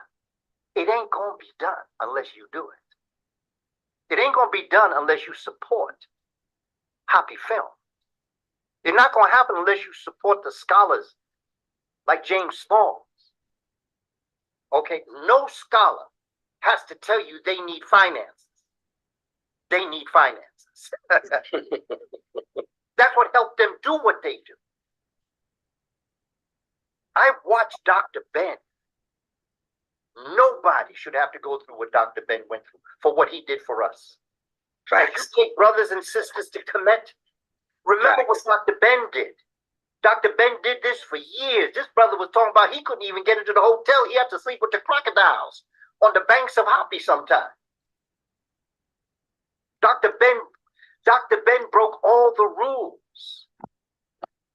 I was first introduced as a young man to Dr. Ben through Dr. Clark. I've been in Dr. Clark's house when Dr. Ben, John G. Jackson, and Chancellor Williams was in the house. My God, are you serious? Chancellor Williams was there too? Chancellor, I was a young brother. And I shut my mouth. This is why I think that Dr. Clark appreciated me, because I didn't get up in them elders' business. Right. If Dr. Clark told me to rearrange something, I just rearranged it. I wasn't getting in their conversation, but I listened to every word they were saying. In the presence of God's on earth, brother. Chancellor Williams and Dr. Clark were very good friends. Really? John G. Jackson, Dr. Ben. Dr. Ben used to call Dr. Clark Bubba. That was his nickname for Dr. Clark, Bubba. Damn. That's such a powerful experience. And, I always point to Chancellor Williams as being, for me, the turning point of my life, Destruction of Black Civilization. Reading that book in junior high school is what set me on this path. Okay. One of the major contributors to the path that we were on, the conversations we're having now. So whenever I hear that name, it's always a pleasure. And for you to have been in the company of those giants has had to be tremendous. Oh, so, I worked with Dr. Chancellor Williams in 1984. That was the year of the first ASCAC conference. He got the Lifetime Achievement Award from ASCAC in 1984. And I was working with him, and also I was doing my research on Professor Hansberry, because he was a student of Professor Hansberry. Chancellor Williams was something else. He was no nonsense. So you mentioned, I love that metaphor about the hollering dog and just hollering and not getting up and moving and doing anything about it. Or again, as we were saying, taking the sense out of the effing nonsense.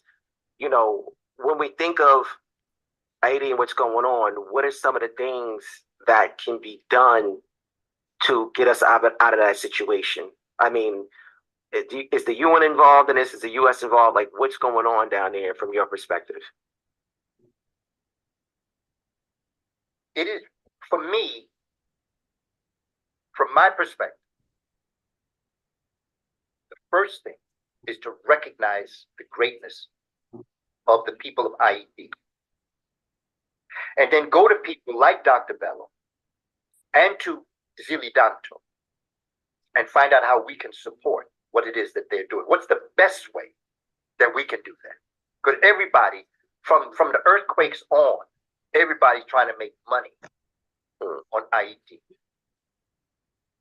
Yes. And talk about the first thing that we have to do is recognize IET is one of the things that I focus on, particularly with IET, is their economic system. Since Hapi Films deals with economics, you and I spoke about it. The society that came about in IET. Okay, let me step back. I'm gonna stick a pin there for a minute, and I'm going to explain how I taught government and governance to children. You have to break up the difference between a political system and an economic system.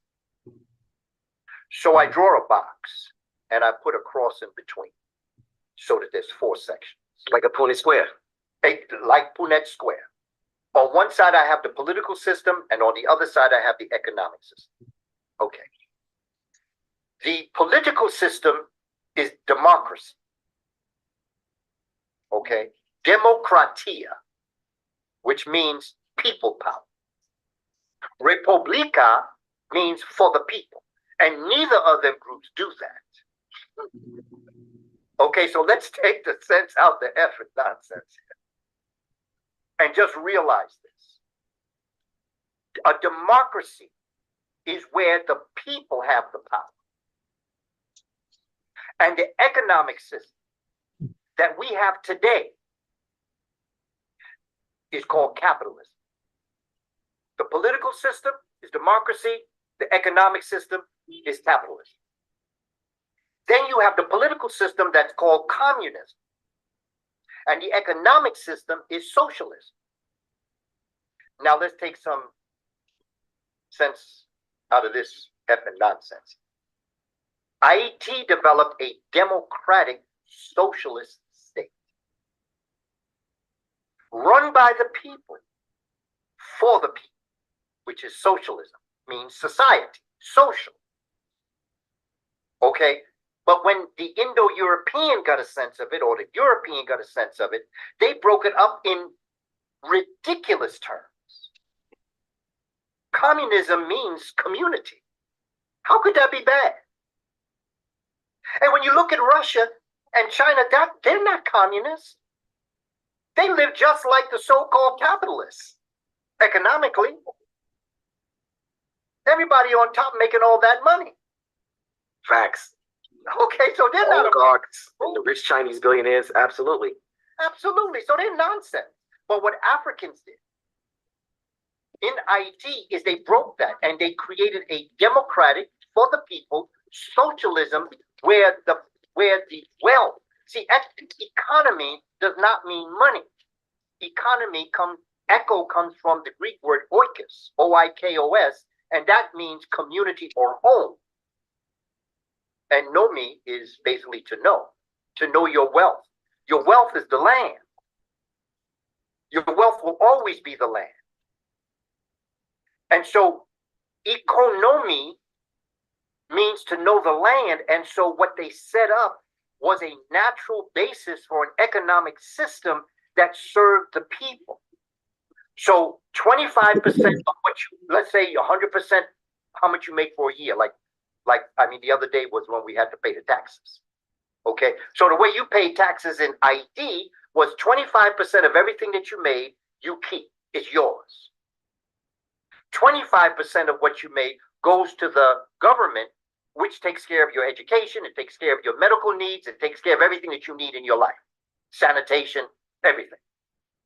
But 50% goes into business, your business.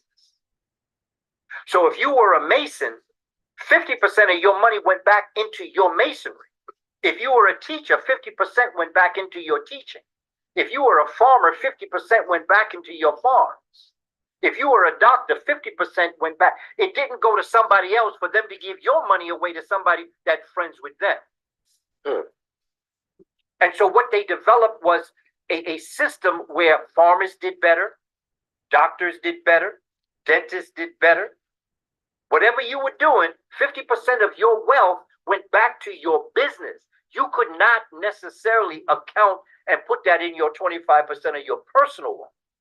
But you didn't want to because that helped you get a better business to make more financial wealth, which went back to your 25%. That's what IT gave to us. They were the first true democracy. In fact, quite frankly, they're the only democracy that ever existed. And that's why they treat the people of IT the way they do, because they know that when you get to a point where you ain't going to take no more nonsense, you're going to take the sense out the effing nonsense, and you're going to get up off that plank of nails that you've been laying on and bleeding all these years. You're going to do something for yourself and for your people. Because when you find your divine gift, you have loyalty to yourself. When you have loyalty to yourself, you then are sovereign. You don't need to fill out no papers for sovereignty. You were born sovereign. Just claim your sovereignty. I am a creator on earth. Wow. You know, Professor Kaba, when I think about so there's about 34 minutes left. I watched this a few times and I don't know where to stop it at. So I don't know.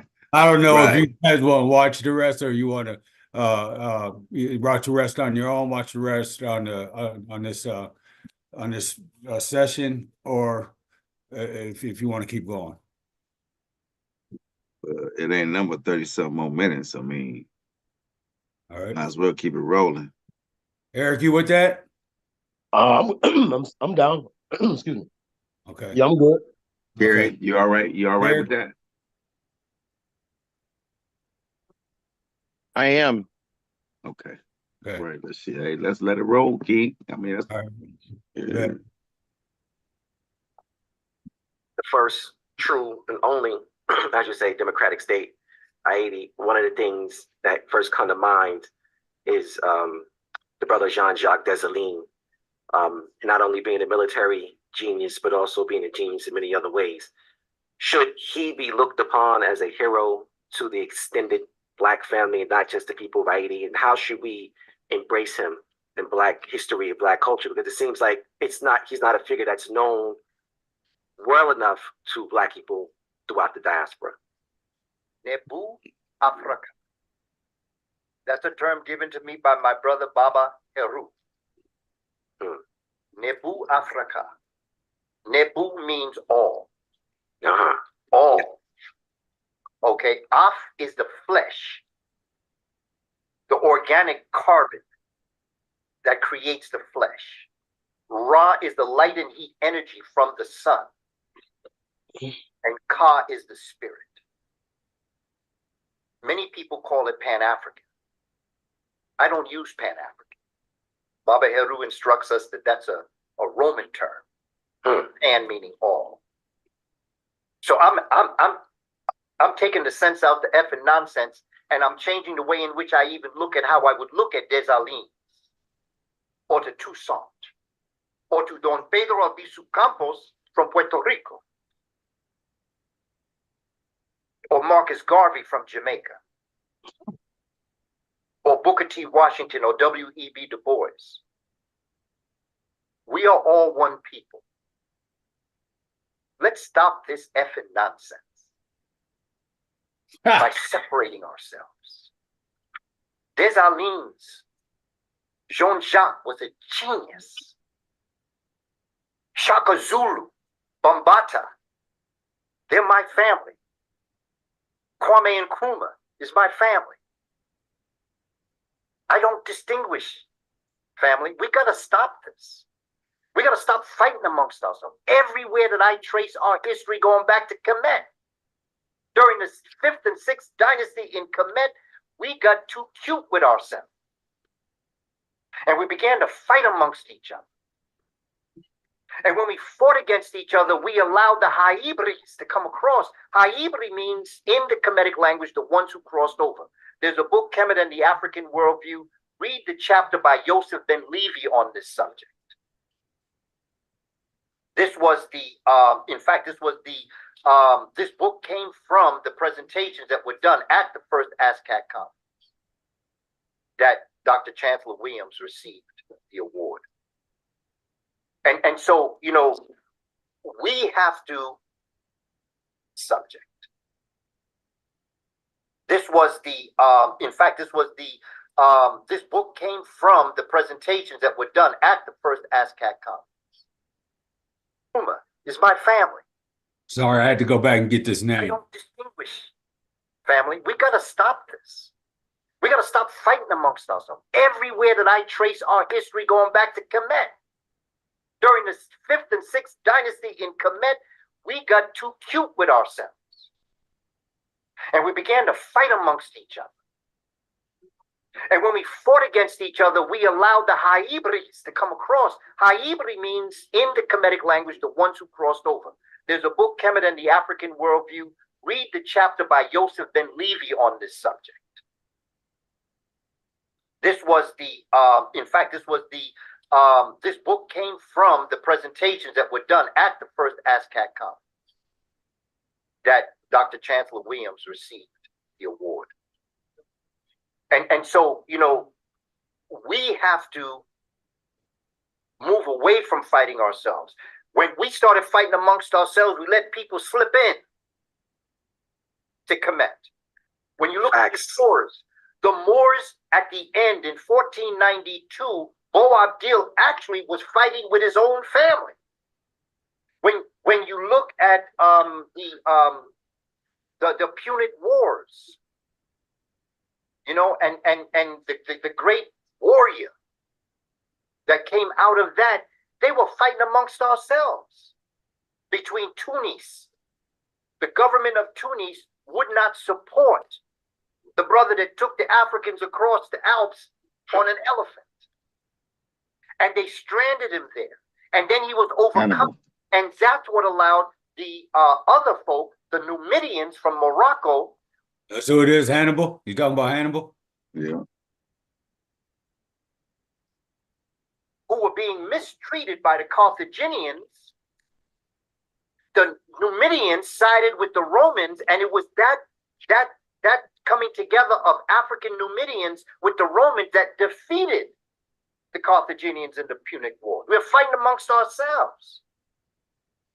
On the plantation, we're fighting amongst ourselves. Right now, we're fighting amongst ourselves. We're fighting about who created the zoot suit and rap music. What kind of nonsense is this? How long are we going to be fighting each other while other people take advantage with our division? They divide us and they conquer us. So nobody gets ahead. Because they know once we come together, Nebu Afrika, it's over. The game is up. And that's why I'm happy we call it power and unity. The only way to go forward. It's the only way to go forward. And that first starts with self-love. Self-love.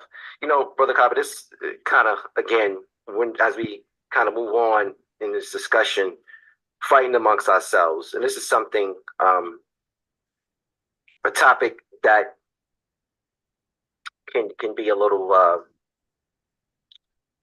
I guess, for some people, kind of touchy when we talk about our communities and some of the issues that we have currently going on, and then like some of our urban centers like New York City, Chicago, and other places where we have this influx of migrants into those communities, or what they call them migrants. And we could use probably a little more elegant language when we discuss this. But a lot of Black people feel like the resources are being absorbed by these groups, and we're kind of fighting for, I guess, our place. And I know it's something that, again, is very touchy for some people, but I wanted to know if you had any commentary on that, and what are some of the things that we can do as a Black community to maintain our presence.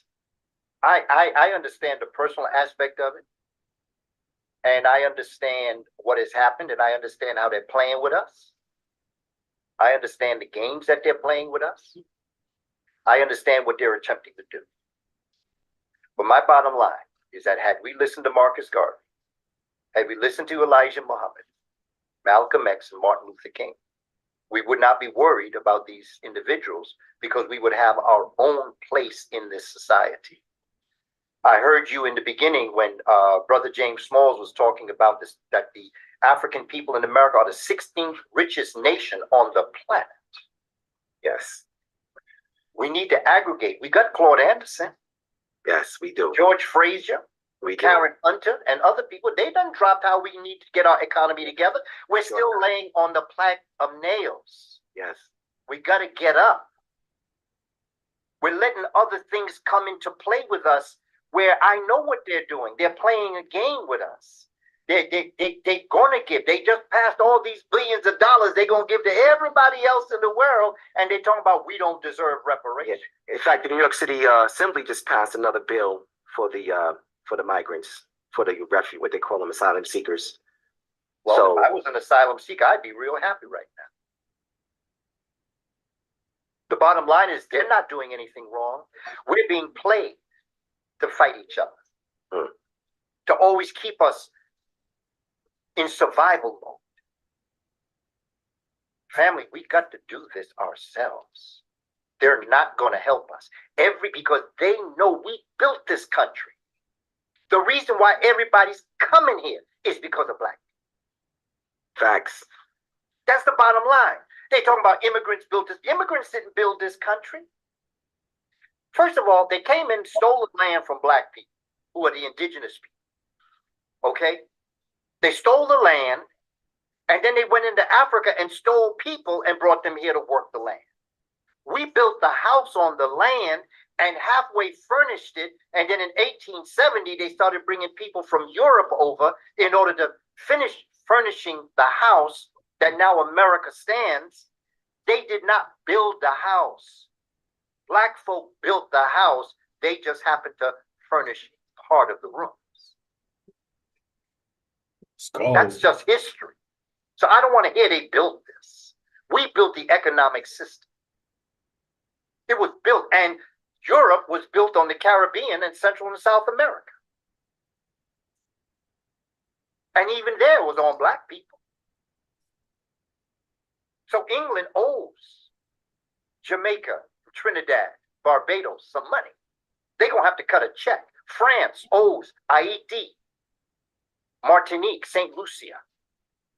The same way that Britain owes Kenya and Nigeria, the English-speaking African countries. They're going to have to cut a check. But I got news for you. They're falling. They ain't got no check to cut. So when all is said and done, if somebody owe you money and all of a sudden you find out they bankrupt, what you going to do? You've been saying all this time they owe you money, but if they ain't got the money, what you going to do? We going to get reparations. There's no question.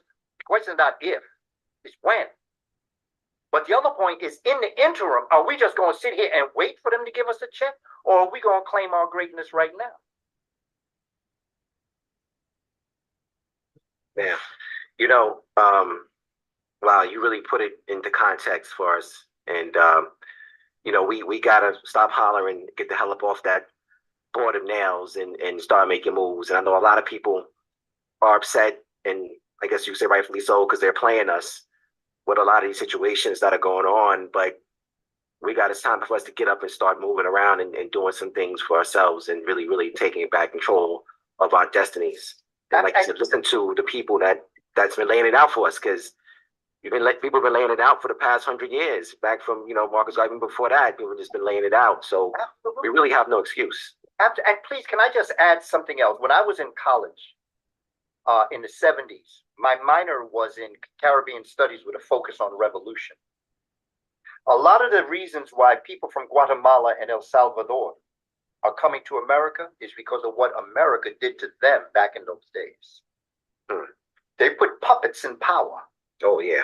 They love doing that. In South America, they put their people in place, and they made the people, the everyday people, poorer while they paid off certain people. And so the reason why so many people are coming up here now is because of the conditions that were created for them back then.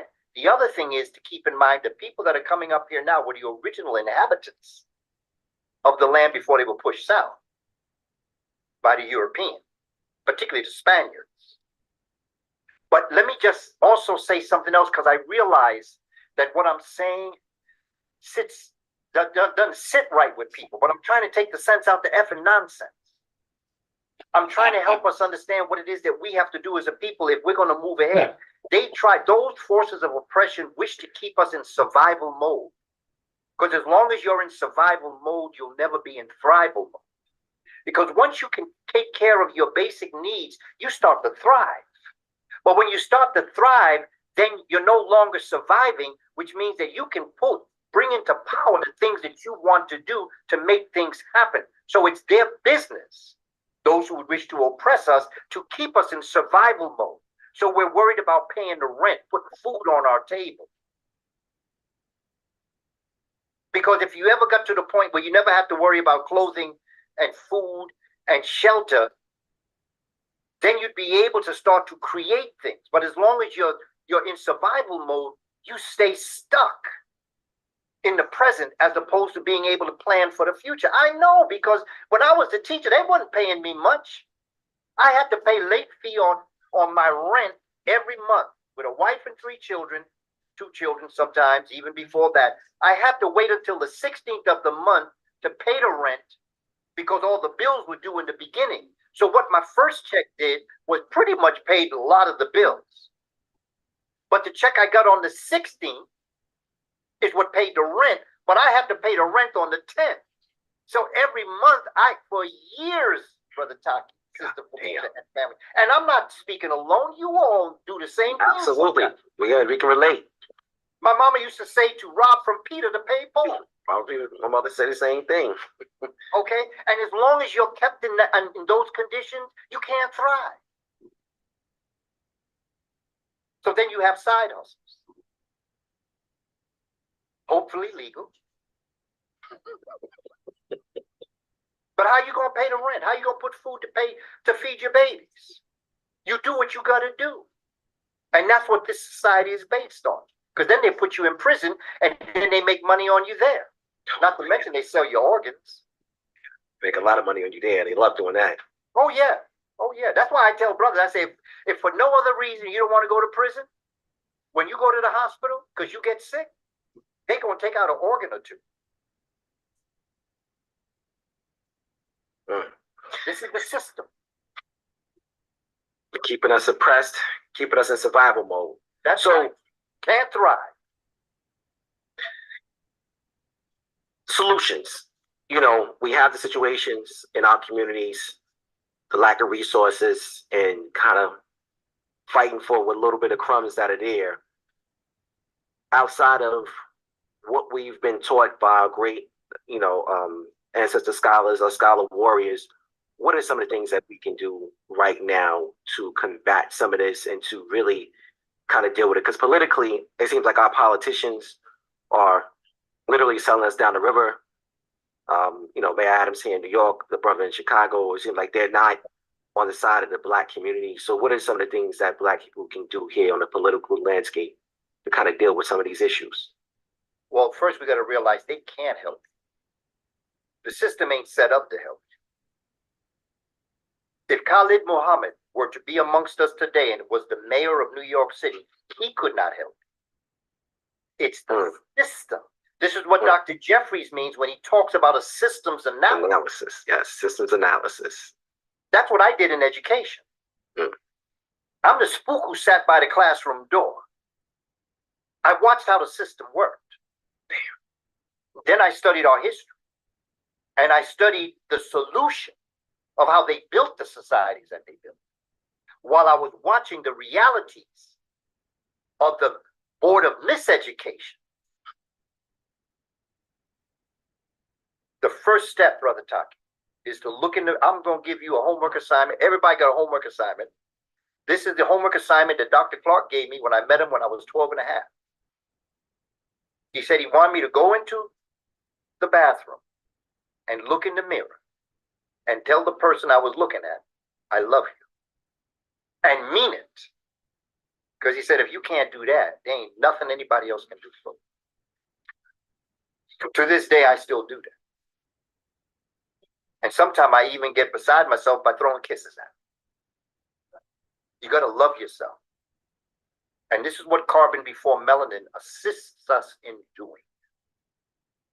To understand why your hair is nappy. Why is it kinky? From a scientific perspective, what makes your hair kinky and straight? And then think of Malcolm when he said, who taught you to hate the texture of your hair? The color of your skin? Or the melanation of your skin? He said color of your skin. Who taught you to hate your nose and your lips? Who taught you? You didn't learn that in Africa. Who taught you to do that? And then you come to realize your real greatness. You really understand what it is that you've been gifted with, and how deathly afraid they are that they love you. That's why they want to take that young brother who was wrestling and they had to cut his locks off. Because when they saw that brother with them locks, the first thing that came to their mind was Samson. Because that's the story of Samson and his locks. That's why sisters have to pass a crown act to be able to wear their hair the way it was born on their head. You got to love yourself. You have to appreciate all that you've been through and all that your ancestors been through. You have to understand your divine gift. You have to read and study the equation X equals 2 to the N.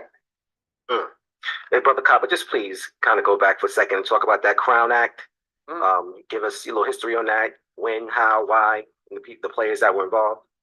Well, just to look at it in general, that when sisters in particular, but brothers too, let their hair be what it was when it came out their scalp.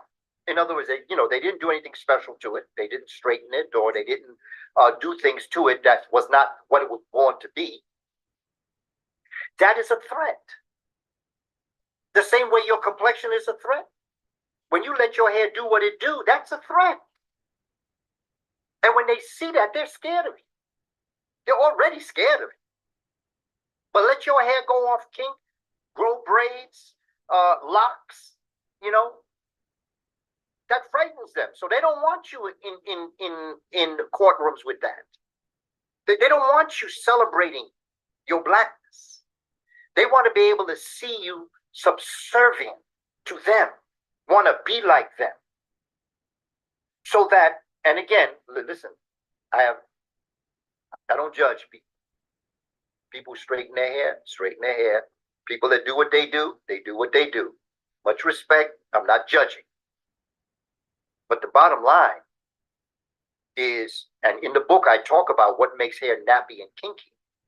And it's an oily substance in your sebaceous gland that's called sebum, S-E-B-U-M. And as it moves along your hair follicle and it rests on your head in a very hot climate, it protects your scalp from the harmful rays of the sun. And at the same time, it creates a kink, an elliptical kink in your hair. And it creates a crown that protects your head from the harmful rays of the sun. And when you go up into the northern area where the sun is not hot, and then you get into an ice age where there is none at all, that oil that is produced is allowed to hang onto your hair. And what it does, see, kinky hair is flat. The follicle itself is flat. When you get into the cold climate and that oil is allowed to stay on your hair, it rounds it. And when it rounds it, it makes it come down. And that's what creates straight hair. And then what do we call very straight hair? We call it dead straight, because hair is a protein. Hair is part of you. The reason why you don't feel it is because of the blood circulation, that you can cut your hair when it gets too long and you don't feel the pain. But if you were to cut that hair follicle in your scalp, it would hurt because it's living. And those kinks, that nap, are antennas to the cosmos.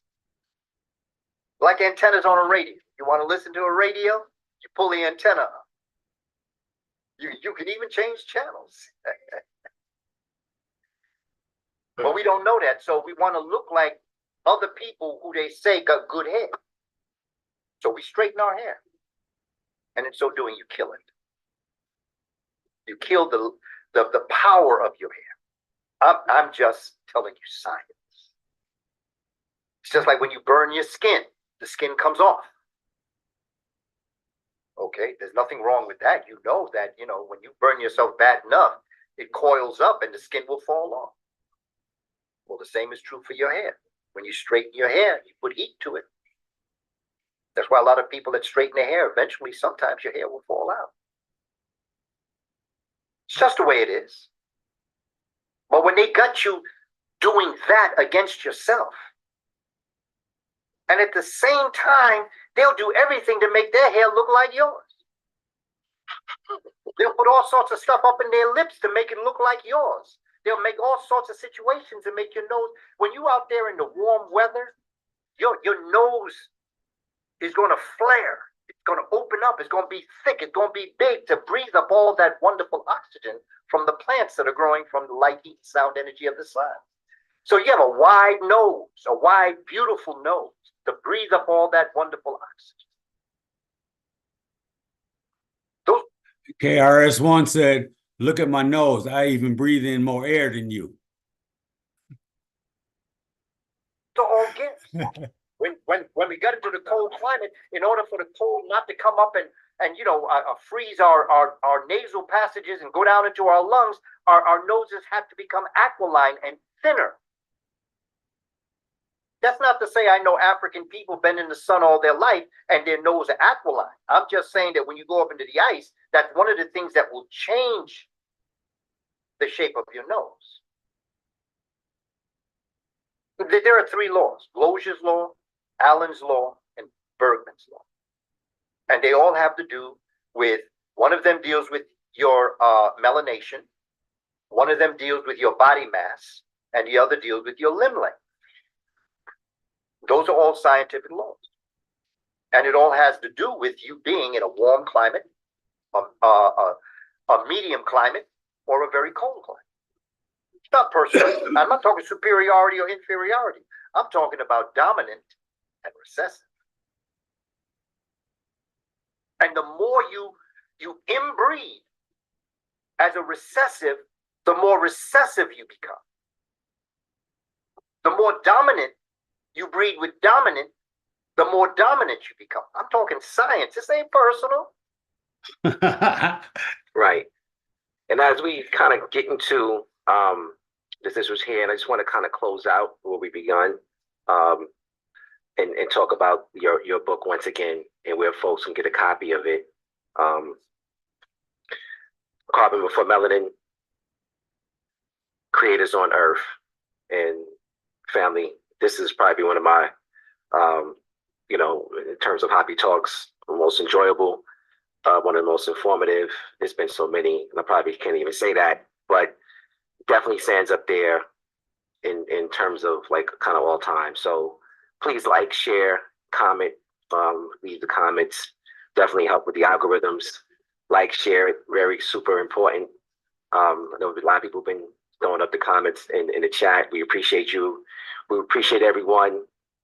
The Cash App, PayPal, love, and everything, the love donations that you guys are pouring. It means so much because it helps us continue with a lot of the work that we're doing.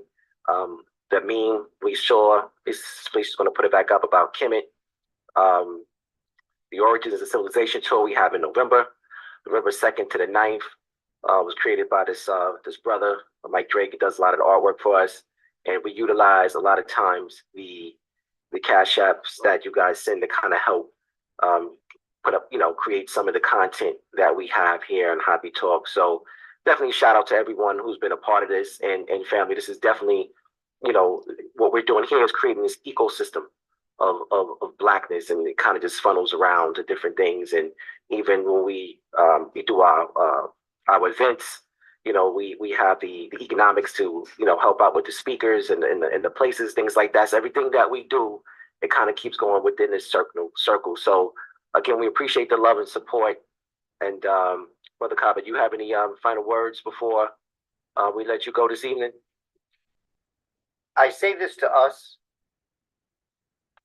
but I specifically say this to our children.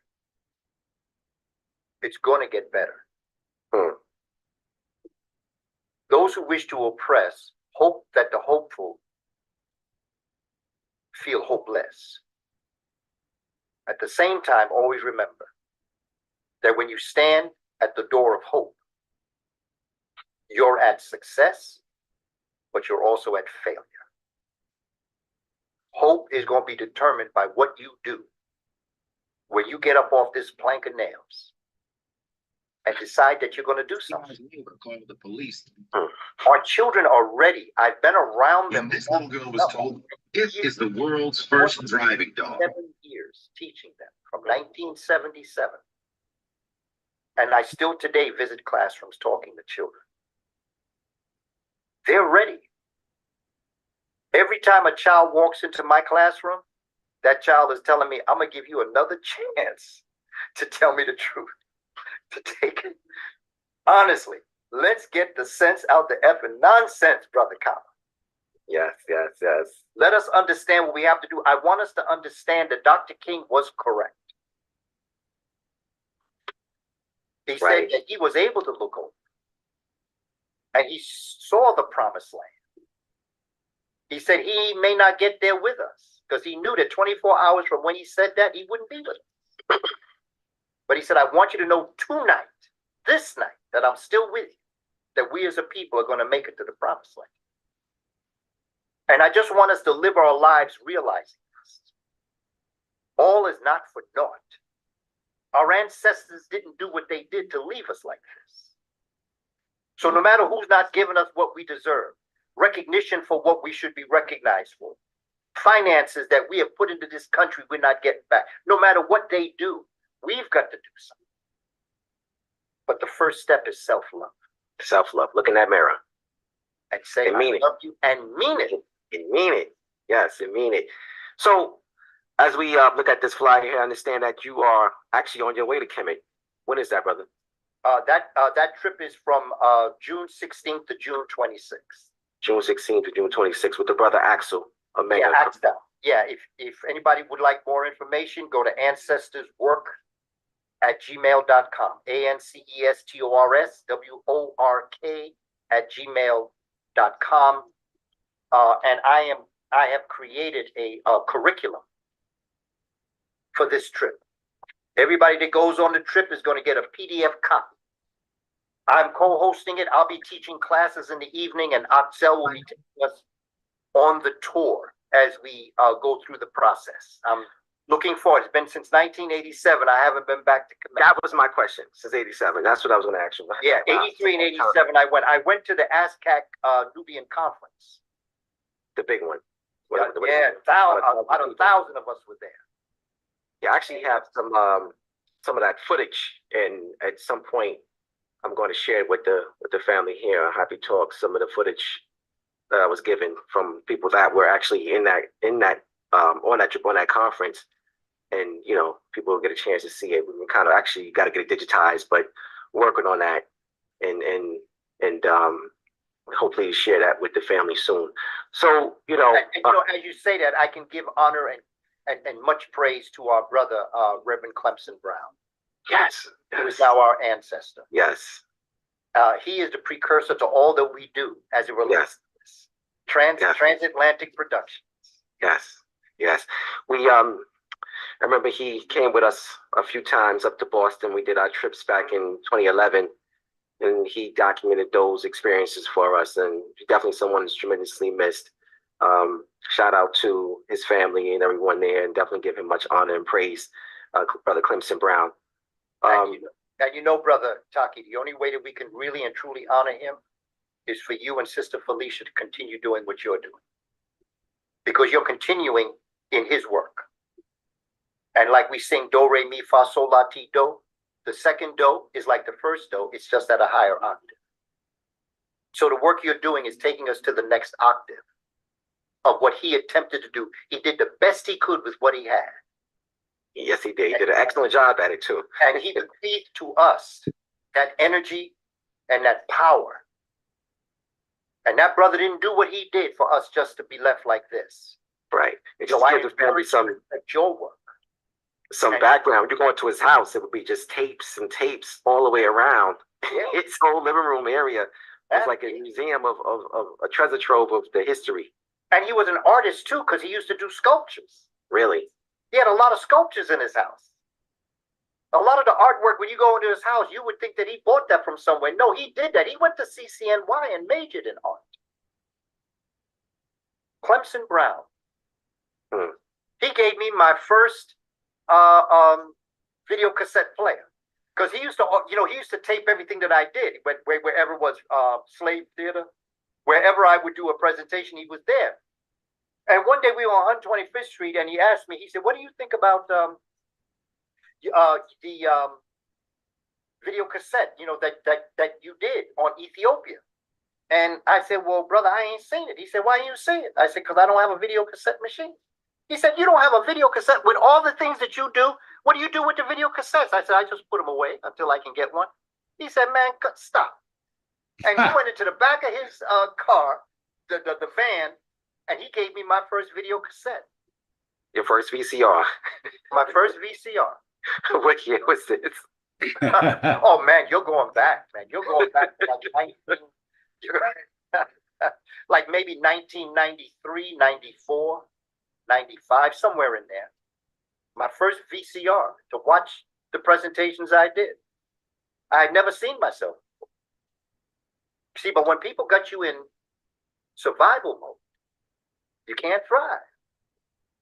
And that's where we come from. We come from a place where we have to do a lot of different things to make it happen for a family for my family.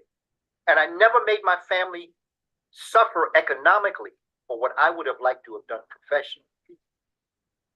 Right. So I just got my hustle on. And I did different things that were able to bring a little bit of extra money into the family. We all do it, family. I'm not speaking like I know we do this. We all do this. And the only way that your trips can be successful is if people support you. Even if they're not going on a trip. Oh, absolutely. Yes, please. Comment, like, and share. We'll start talking about it tomorrow. But the family does a good job, and we love the Hapi family, and they definitely show the love and support. We just, continue to bring you this awesome content that we're going to all build together. So family, again, the date's November 2nd to November 9th, 2024. The Origins of Civilization tour to Egypt, and we're going to be discovering the foundations of civilization as we move up the Nile. There's a 4-day cruise in it, and we're doing it the way we always do it, the Hapi way. Go to iCareTours.com to reserve your space. Space is limited.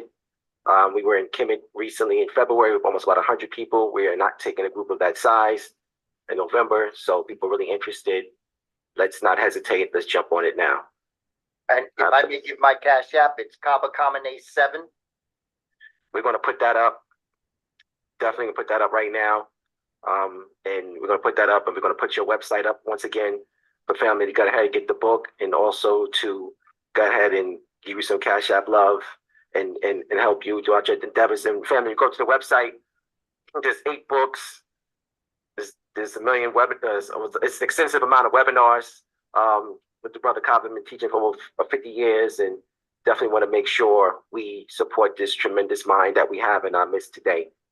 And the other thing about Minister Brown is that years ago, everything was on video cassette. Back in the 90s, there were machines that could convert video cassettes into DVDs. And that's when YouTube, they started to put some of my work up on YouTube through video, through the DVDs. Right. And up until a few weeks ago, there are people that have come up to me and said, yo, man, I knew that your son was into the work that you're doing, man, but you was dropping that stuff on Ethiopia. Your son was really doing a great job. And I said, no, that's not my son. That's me 35 years ago. Brother Kaba, please repeat your Cash App information again. Cash App is $ Kaba Kamene, KABA KAMENE, number 7. 7. Kaba Kamene 7. Okay. We're about to put that up. KabaKamene.com for all the great works that this brother has done. The most recent one, it's Carbon Before Melanin. Creators on Earth.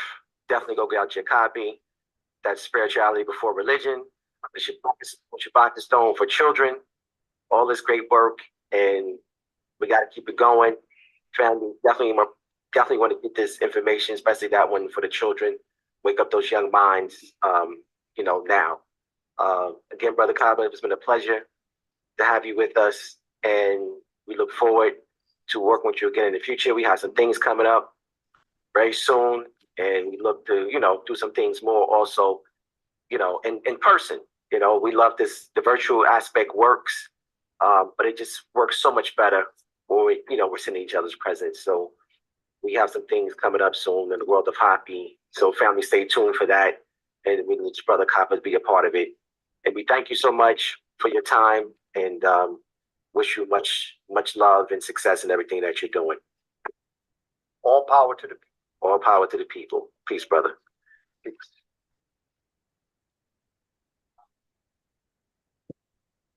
Whoop, there it is. That's it, man. Hey, listen, like I said, man, it's always, I've always liked the brother, man.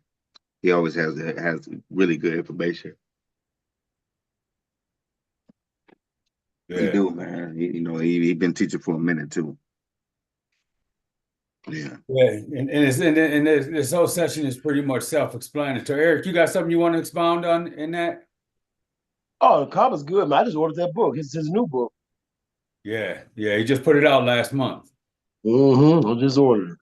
Yeah. I'm Yeah. glad you was able to be a part of us, man. You always are, man, whether you're here or not, man. But it's always good to have you here. Yeah, man.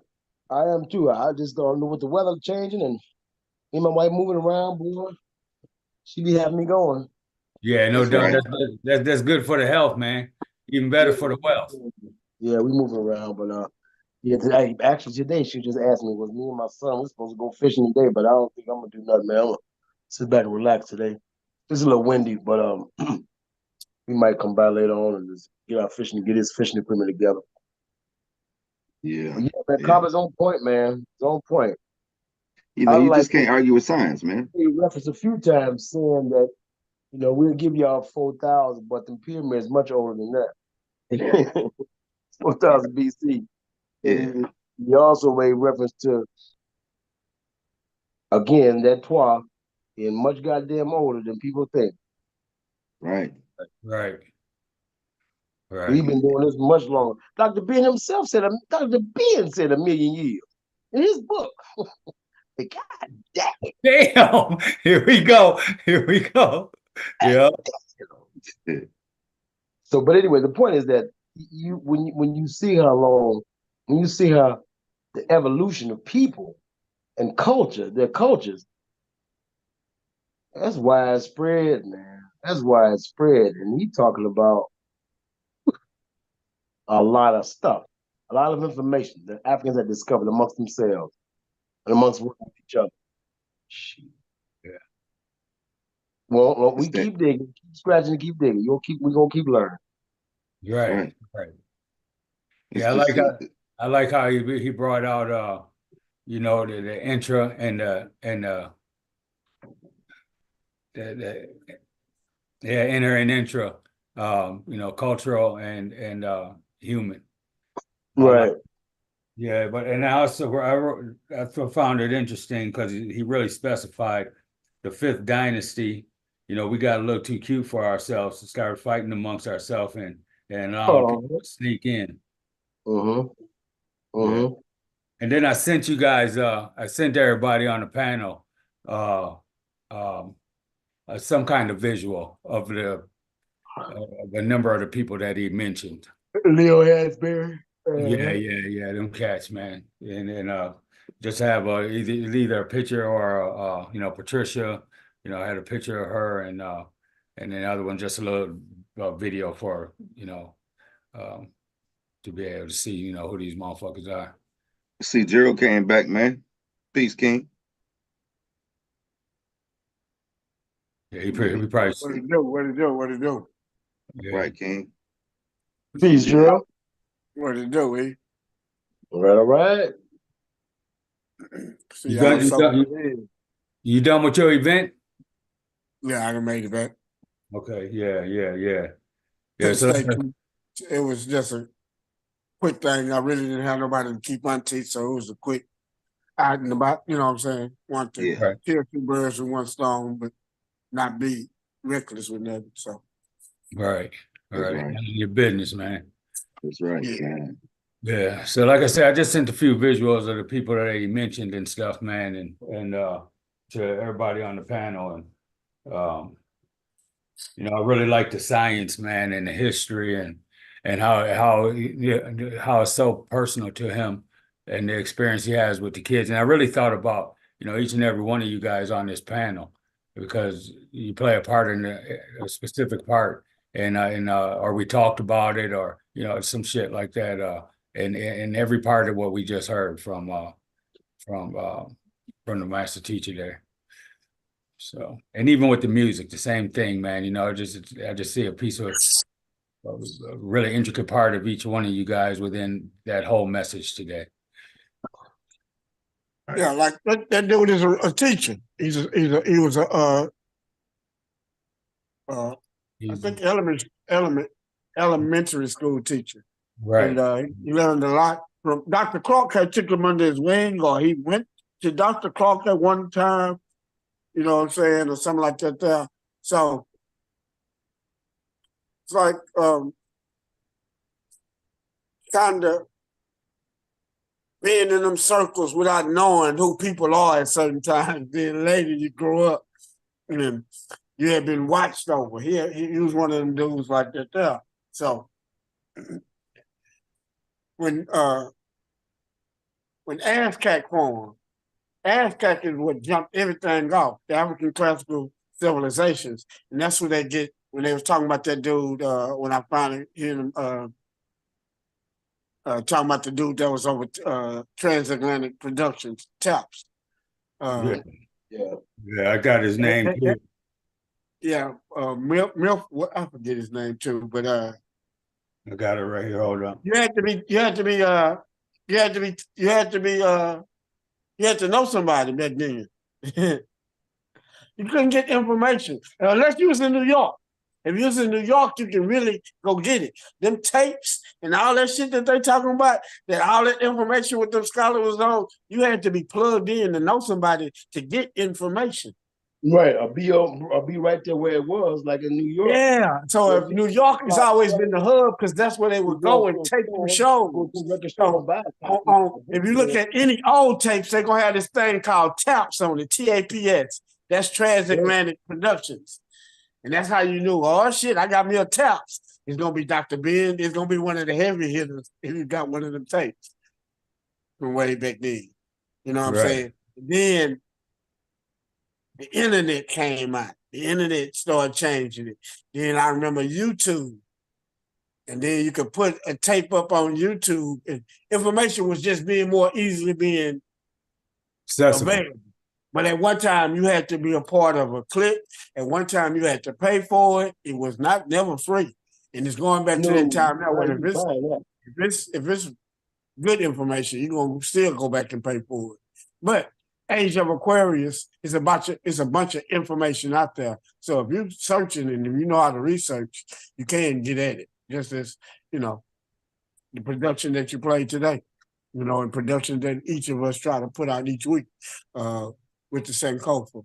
It's readily information. And then we gotta go look and we go get up in our bag, we go, research for whatever we find is interesting to us, we try to present it to the community, and hopefully that y'all find it interesting. And it's always to build on. It ain't never to finish when it's being presented. It's to build upon. So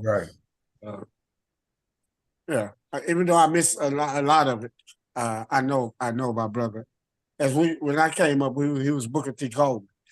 I met him from the metaphysical community way back in like 2001 or something. Yeah, he said he would that Dr. Clark used to call him, or Dr. Sabi used to call him Booker T. Washington. Okay, Booker T. Coleman, and then he changed his name. Yeah, it's pretty tight. Yeah, that's what I know him from too, Booker T. Mm-hmm. Yeah. Well, I'm glad the presentation pleases the court. Carrie, you want to say something?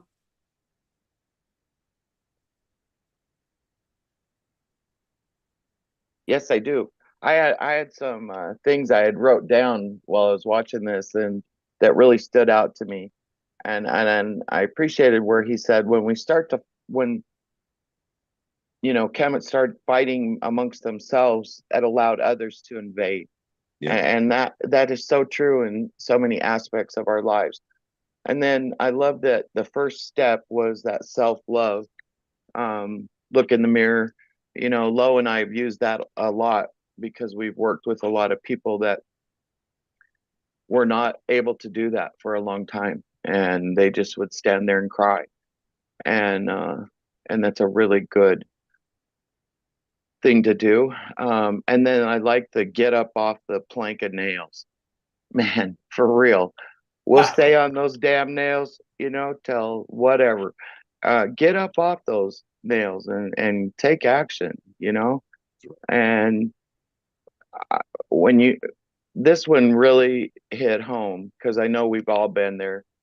When you get out of the survival mode, you start to thrive. And that is so true. And it's not easy to do. I don't believe, I remember being in that survival mode many, many, many times. And, once Lo and I just kind of took deep breaths. Well, I should speak for myself, but when I could just Too late now. yeah, take deep breaths and, you know, just stay in that serenity and peace, knowing that, you know, I was doing everything I could to help my family, you know, Lo and I, the rest of the extended families on both sides, the community, friends, that sort of thing, and found peace in that and got out of that survival mode. Things changed. They took big changes, and I appreciate that. So I love that video. That was excellent to me. And Gerald, glad to see you're safely back. Appreciate it. And Lo, thank you for putting this on. And it also made me, I don't know if Eric is still on, but Yeah, I'm here. I was thinking about how he was an educator like you, and you know, how you carry these messages to these youngsters, and and I like how, you know, Jamie, how the group always puts on the day for the children, and once a month, and wow, what a great thing, you know, to carry that message. And I really like that book. Lo and I had looked it up the other day, and that's a good book to get. And so anyway, that's enough of my rambling on, but thank you, Kings. I'm going to probably get off. I'm going to call my daughter and relay all this information to her. But I love you. Thank you. That's right. That's right. Love you all. Peace to you. We love you too. Yeah, you wasn't Thank rambling you. either. You was straight ripping it. It's all good. Yeah. Hey, so listen, man, another banger, man. Hey, as always, hey, I'm gonna tell you that, you know, you always bring the heat, man. You know, you know, one thing you just, you know, you could try, but it's just not gonna be successful, is to argue against science, man. I mean, just not a whole lot you could, you know, you just can't. I mean, you know, when you come to reality, when you come to dealing with reality instead of, you know, religion, shit like that. You know what I'm saying? When you're dealing with reality, I mean, you got to go with science, man. You know what I'm saying? You know, and if you're going with religion, you got to get out of, you got to leave science alone. Yeah. So, with the knowledge of self, and I remember I was hearing a little bit. I don't know how deep he went into it. You got a spiritual self that we always talk about, the soul, and again, that's connected with our cosmology, our mythology, and our spiritual texts. Then you got a knowledge of self, which is the body. You with me? Right. And when you're getting deep into that, it's a spiritual element to it, but you're getting into this talk that they call melanin. And that melanin is what makes you who you, like you say, your skin complexion, why your hair is, why you, all that. And if you don't love that and don't have no knowledge about that, and then make that connection back to the creator, you lost. You lost in the sauce. So it's that spiritual and connection with the, on a physical level, gonna take you to melanin. And then, as I say, melanin got a spiritual component to it. It ain't just physical. It's a metaphysical, it makes you deal with the ancestors' dreams and all kind of other things. But I just want to hit on that. I know I heard him at the beginning talking a little bit about melanin. I just don't know how far he went into it. He went in deep. I'll get the minute marker so you can check out how deep he went into it. Yeah, that's what's up. yeah. Yeah, so you know, I really like the you know, when it first jumped off, you know, I know that Gerald was there, and he said, when you go to Kimmy, you ain't coming back the same. But the difference is what you gonna do with it. And then he went into that slingshot theory.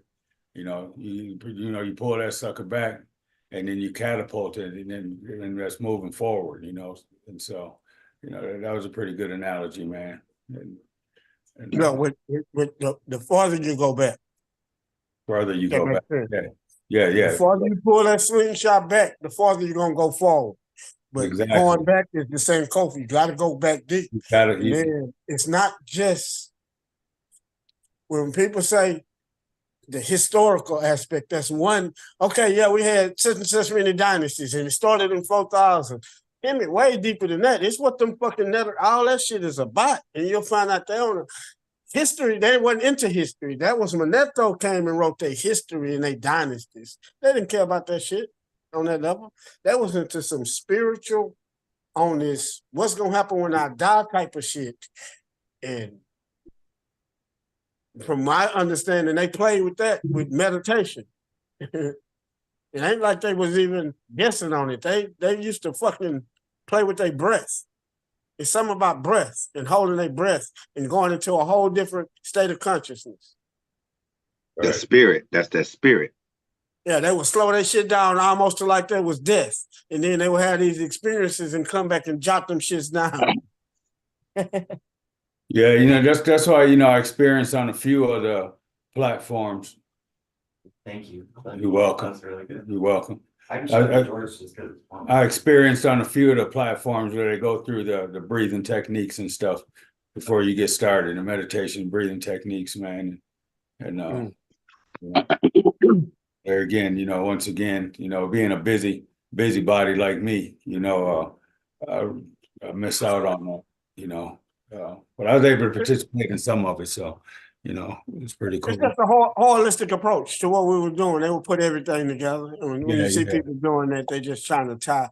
We're holistic beings, and if you looked at all those different aspects, from the physical self to the mental self to the ancestral self, you will bring all them elements. You saying ashes, you pouring libations, you talking about the histories, you bringing that shit. What you fuck history too. What we should be doing with it now is bringing all that together, not just separating none of it. That will, when you hear a person on that level, then you know, okay, this person on it. You know, you can separate them, but you got to put them together. The other thing I think I heard him talking about is whatever made us the best people. Our best is self. Self-love, self-determination, self. If you do for self first, then you'll be, and you do for self, then defend that, then you'll have something. If you try to go get with somebody else and try to be a part with everybody else, now when they talking about when they talking about let's integrate, or when they was naming them Martin Luther King, when they was naming Malcolm X, Marcus Garvey,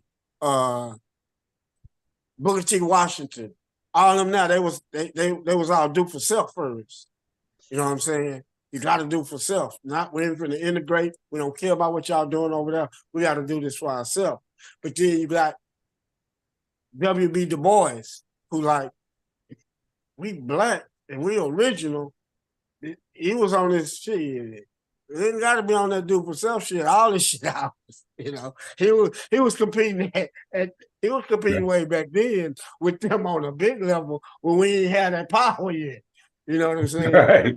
You know, yeah. So that was that whole different concept. Not neither one was right or wrong. It's just you got to do for self first, then you take over. You know what I'm saying? If that's what your plans are. But, right. Yeah. Yeah. How far are you gonna pull that slingshot back? Self-preservation. That's it, man. Self-preservation. You know what I'm saying? You know, but yeah, and that's another good, yeah, that was cold though. Like you said, man, that slingshot analogy, you know, how far you gonna go back, man, to catapult yourself forward. Yeah, you know what I'm saying? Because the farther back you go, the farther forward you gonna be able to go. You follow what I'm saying? And that's just, you know, yeah, that's sharp, man. You know, Sankofa, go back, you know, as far as you possibly can. Yeah. You know what I'm saying? And then go forward. You'll go so far and you'll be so far ahead. You know what I mean? You'll be so far ahead of the game, man. And you know, ahead of the average, you know. It seems backwards because when you go backwards, you see we already done stuff. So it flipped your mind. Like, damn, are they doing that? What the fuck we do? You know, we retarded now. What the fuck's going on? You know what I'm saying? So we can do it. It's not like we think back in the day we were some primitive dumb people. No, it's backwards like that if you think like that. We wasn't dumb and ooga booga. We were smart as fuck. So what's done happened to us now?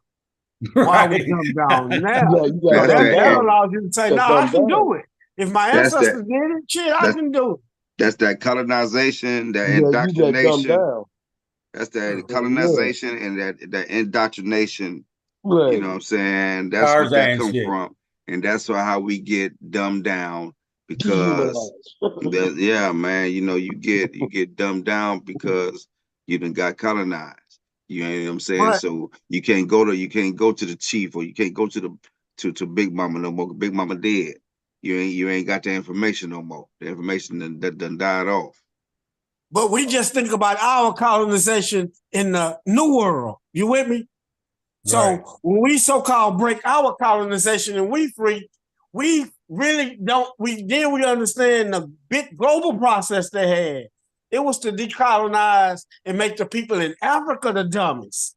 They don't know about we know more about our history of Africa than they do.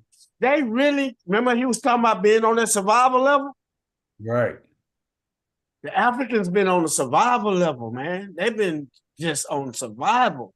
We've been over here balling.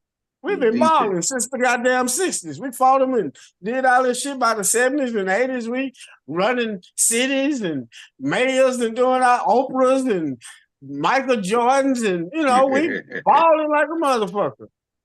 They over there, they in apartheid, you know what I'm saying? That's what I'm saying. It's a whole different thing. So that colonization thing was for the continent. They got more colonized than us. That's why we look at it down. Why they still in Christianity? Why they still in it? Yeah, they've been caught. They don't know shit. They don't know, So it's us that know. And again, we starting to reach and teach them. And there's some things that they do know. I'm not saying they're all illiterate. No, we're not talking like that. You know what I'm saying? But we know about more of their history that make us say, well, damn, y'all should be able to, just like Jamie be saying, they should be able to unite. They got this currency. That's how we thinking that, them all them Africans together, they ought to be able to kick the Russians out or kick anybody out. They not on that level. They've been on survival level. You know what I'm saying? Straight up. And crabs in the bucket. We on the survival. Nobody don't want you to get up out of there. You know what I'm saying? So it's us that went through the traumatization of the what they call the Mafa, you know what I'm saying, and being taken from our land and being in the belly of the beast, because America still is the belly of the beast. And we done came up out this motherfucker where everybody want to be, they follow us. We paving the way. We got some of the smartest people on the planet. They got knowledge itself. They got one Diop. We had a bunch of scholars that follow Diop and teaching people like us right now. Yeah, we trying to be those teachers, just like as I was said earlier, the ones that give us the information, they all are primarily with teachers. From J.A. Rogers to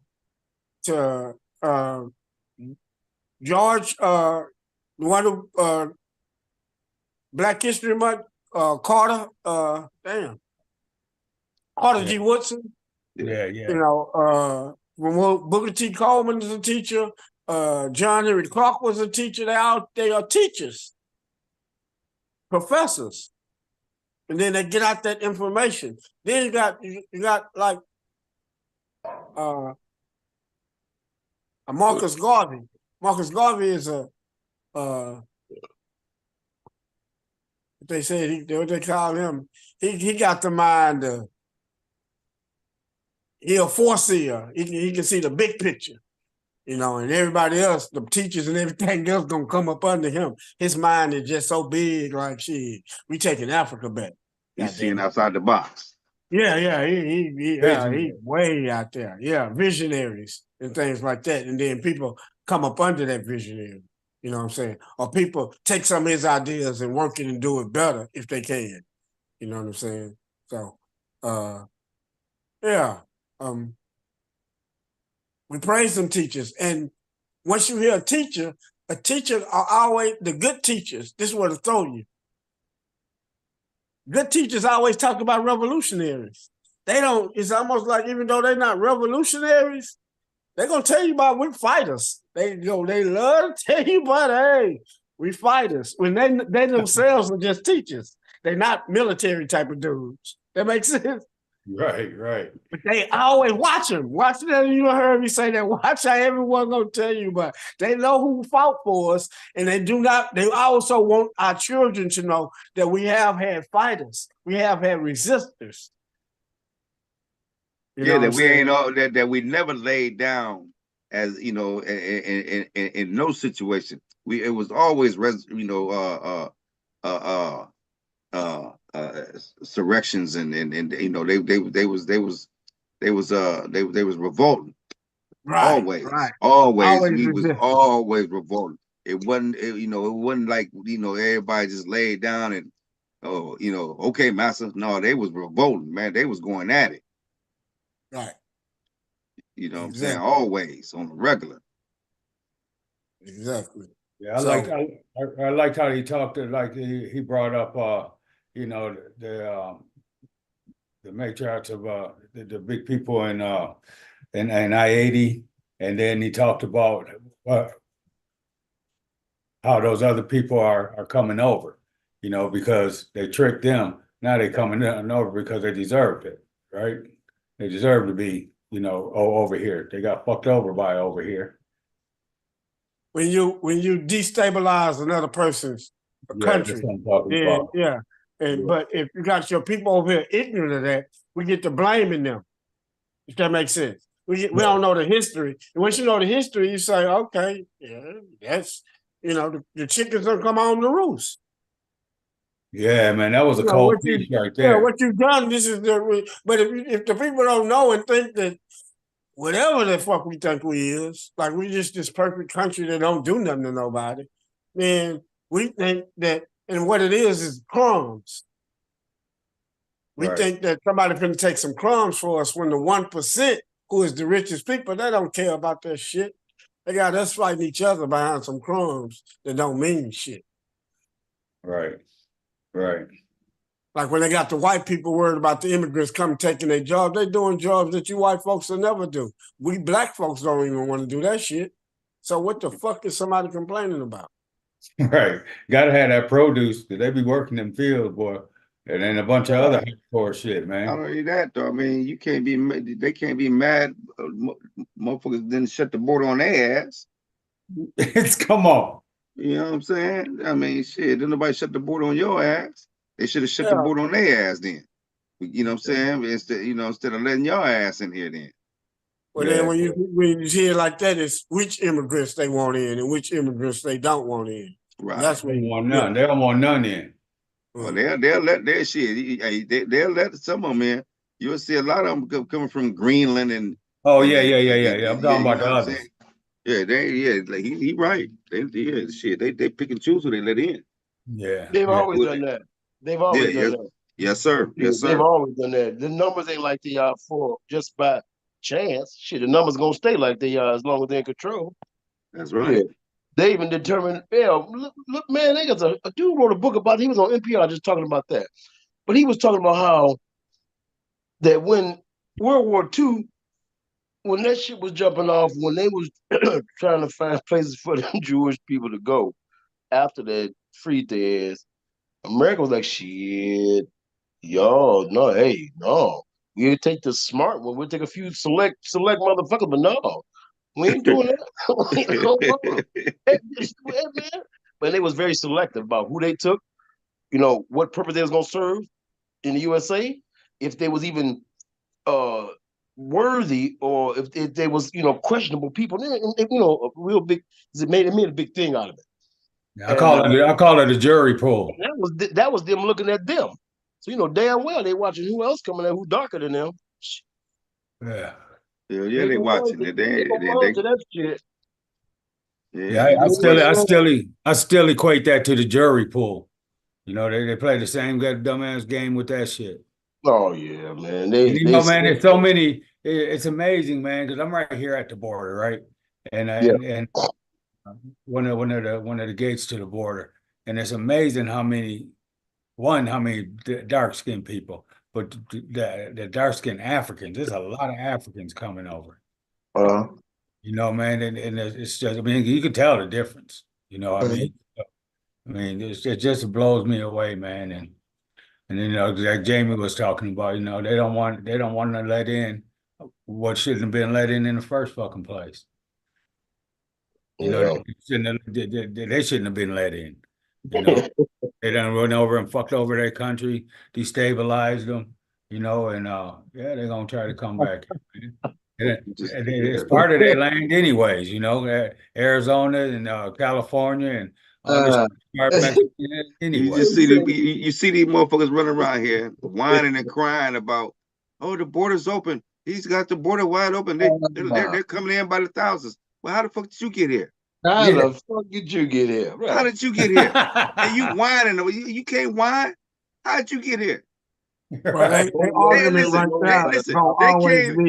They came in killing, raping, and robbing. These people right here just coming to work. Right. But these people just come to work. Legally and not legally. That's what they argument will be. Yeah, no doubt. Yeah, and so what was legal about the way they came in? Not a goddamn thing. Damn right. Here go the thing. Like I said, when you get into the argument, you got some of them that's crossing over. We see that sometimes. So they trying to blame that as the majority of them. That makes sense, which is a false lie. Most of them come and they apply. What's going on when your country has been destabilized? You apply as asylum. Right. Asylum. And they're not supposed to be able to turn you down because they know shit going on. So that's that whole thing. When they turn it political, these white people are saying that all them people that's coming in not going to vote Republican. They're not going to be Republicans. If you understand the history about the Republicans was hating on them to get in and everything, they're never going to vote for them. You would have to give them too much to turn them into Republicans. You'd have to give them too many of your resources to make them even worse, make them feel like they even worthy of a Republican vote. But they're worthy of giving a Republican the vote. They had to come over and be successful. That means you have to educate their ass. You got to get them schooling, jobs, and put them in communities to make them feel like they part of the in crowd. Because that's how you get them some bitches like sitting on the board over there talking about, Trump needs to build a bridge. And he looked just like them cousins that's coming over the damn fence. He looked just like him, but he's saying because he got some property on the border. Shit, he done made it in his mind. He don't give a damn about them cousins that trying to get over there and get what he got, man. And he probably didn't come over there on it like he probably came the same way. Damn right, but if they find out his ass did care, they gonna snatch that shit from his ass and put his ass back over there. Well, see, by the time he didn't been there, he didn't got his citizenship and shit. You dig what I'm saying? So he legal now. That's what make his nuts big. He legal. He got some money. He got some property, and he looking down on them cousins over there, who looking for a better life because like he said, the country is just destabilized. Destabilized country. Who the fuck ain't gonna run away from some poverty and death and killing if you could? The fuck? No, come on. So what you got? And that's something that also they say is a part of America. It's an American type of deal. When you come here and then you get here, you think you are American. Some kind of fucking you lose all racial or all that other thing. You got some people that do that shit. Give you something so you can feel like, oh yeah, I done made it. Right. So you got again. So it's self-hatred. You got Mexicans that got that self-hatred, just like you got Africans. Us over here. Then you got black people that when we see an African coming over here, say that nigga don't belong over here. So you need to stand, and then got like, motherfucker, what are you talking about? Right. You know what I'm saying? Why am I hating on that? Why am I hating on anybody coming to America? Everybody got a right to come. How am I gonna say any motherfucking thing about anybody? Where the fuck do I get off doing that? I don't understand it. No, but see, when a motherfucker make a law that says you can, and they can back the law with some fire, that's why you can do it. Period. Right. Period. Right. I like how he brought out how I-80 is the only example of a democratic state, the only one, and then motherfucker took that shit. Yeah, that was a cold piece too. Destabilization. You're gonna see the people from I-80 coming over here, and that's when you're gonna see people really getting mad. Yeah, still they're already coming. Yeah, but Kamene was saying that they're our future. He sees it as our future. I-80. Yeah, that was a damn good video, man. Yeah, when they can get a hold of their own resources. Man, Kaba he's very impressive, and he's articulate by him being an educator. He can break it down to a 7-year-old gonna understand, and a 70-year-old can understand it. Right. And that's important in passing information and passing data, is because a person can get discouraged when they can't understand what a person's saying. You know what I'm saying? So he does a wonderful job, and by him, and it comes from being an educator. He does a wonderful job at making things simplistic, but at the same time making you understand there's science behind this shit that you must study if you want a better understanding of this science. Right. You did? Yeah. He gets it in. Yeah. Yeah. Right. Good session, panel. Yeah, for sure, fam. Hey, man, I appreciate y'all, man. Good show. I hope we can get Eric to do one next week or so. Hey, speaking of that, man, I sent y'all some. I was trying. That's gonna be. I gotta watch that one that you sent. I gotta watch one that Gerald sent me and one that you sent. Well, what I was trying, hold on, Eric. You talking about that 91 page? I mean 31 page. Yeah. And I was just saying, because that was some stuff worth talking about, because it was to take a whole lot of different African elements, even some temples that are built in his Karnak. But goddamn, man, the compilation of information within them 31 pages is now, it's very interesting. But I couldn't forward it to. It said the thing was too big. It sent me a message saying I couldn't forward it. So then I tried to take a screenshot just so you can go and download it. So that's what I had to do. It's a PDF, and it's in color. So that was cool about it. It was in color, because I tried to anyway, I was trying to get it printed out, but I tried to do it at work, and shit came black and white. And I said, I can't even show that, because that ain't shit. You need the color so we can show different things as it relates to even some of the stuff we were talking about today, that meditation. And then I got another video I was going to back up on that about Kundalini yoga. But anyway, if you are within the next few days, if I can get that to you, you can download, look at it, and see if it's something worth presenting. And then I can just kind of build something off that, and then follow up with this. Let's just say yeah. I say yeah, because I got my computer up now, because I was going to download it on my computer. Okay, now I don't know how much time we get, but like I said, I can, if to share, I got it on my phone. If I share, I can give you a preview of what if it's something of interest. You know what I'm saying? Just make it of interest. Just make it of interest. Present it. Oh, that's fine. That's fine. You cool with that, or you want to show? Do you want to show what you want to show? It don't matter. It don't matter to me. But I don't know. Next Saturday I work. I work the weekend. Next weekend. Well, no. Next Sunday is going to be the children's show anyway. Okay, cool. Yeah, it had to be a weekend that I'm not working. Okay, you pick the week, man, and just present that, because I'm gonna download it anyway. Yeah, but check it out. I was gonna say, just if you want to get familiarized with it, so we can have discussion.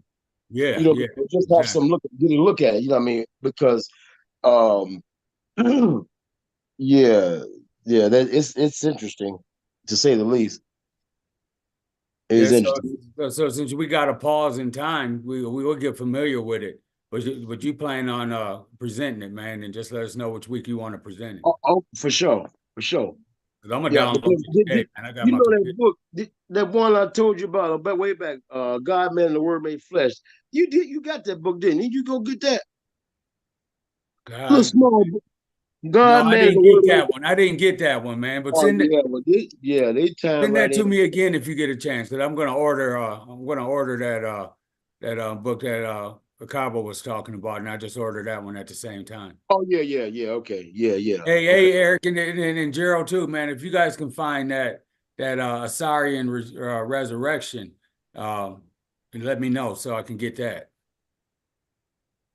That me and Carrie been looking for, man, and Which one?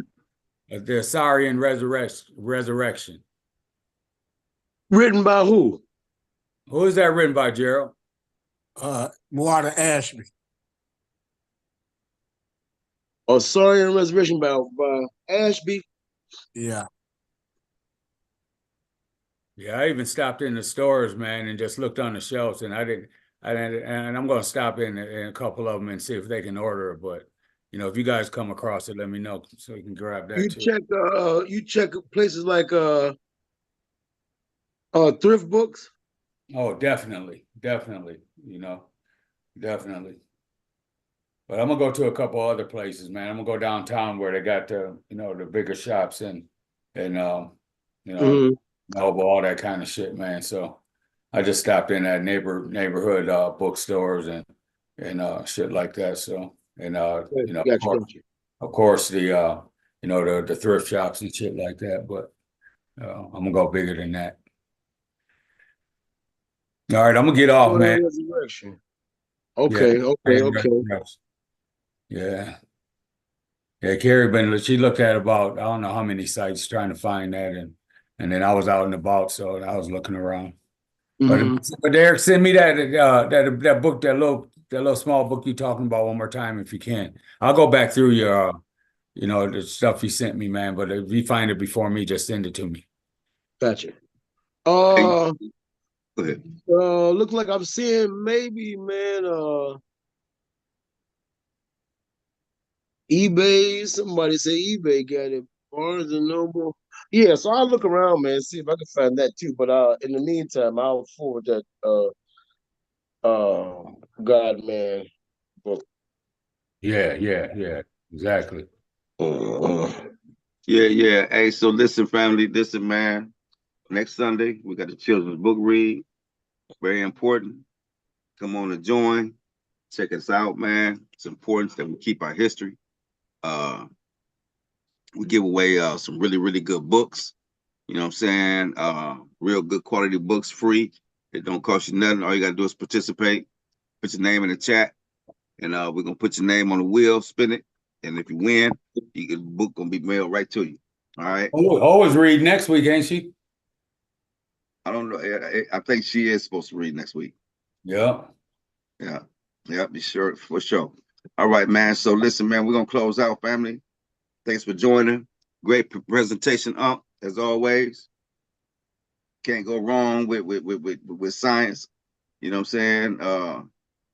Just can't go wrong, man. It just is, But yeah, thanks for joining, everybody. Y'all want to talk to him, man? Yeah, just Unc, man, and just make sure you scroll through, man. Hit that like button or dislike, but either way, man, drop a comment in there, and subscribe and the people always talk about the algorithms, man. I just want you to get the information, man, and then come and holler at us sometime, man. Come join in. Yeah, you already see how we get it in. So, and thanks to the panel, for always being present and the contributions that you provide all the time. So. And inspiration. So, yeah, peace. Hey, one more thing, man. Thank you, Jamie, for handling that end of the production, man. Oh, for sure, man. That's what we hear, man. We hear this Sankofa 180, man. Let's go back. Let's go find this information, man. Yeah. Gerald, you want to talk to him, man?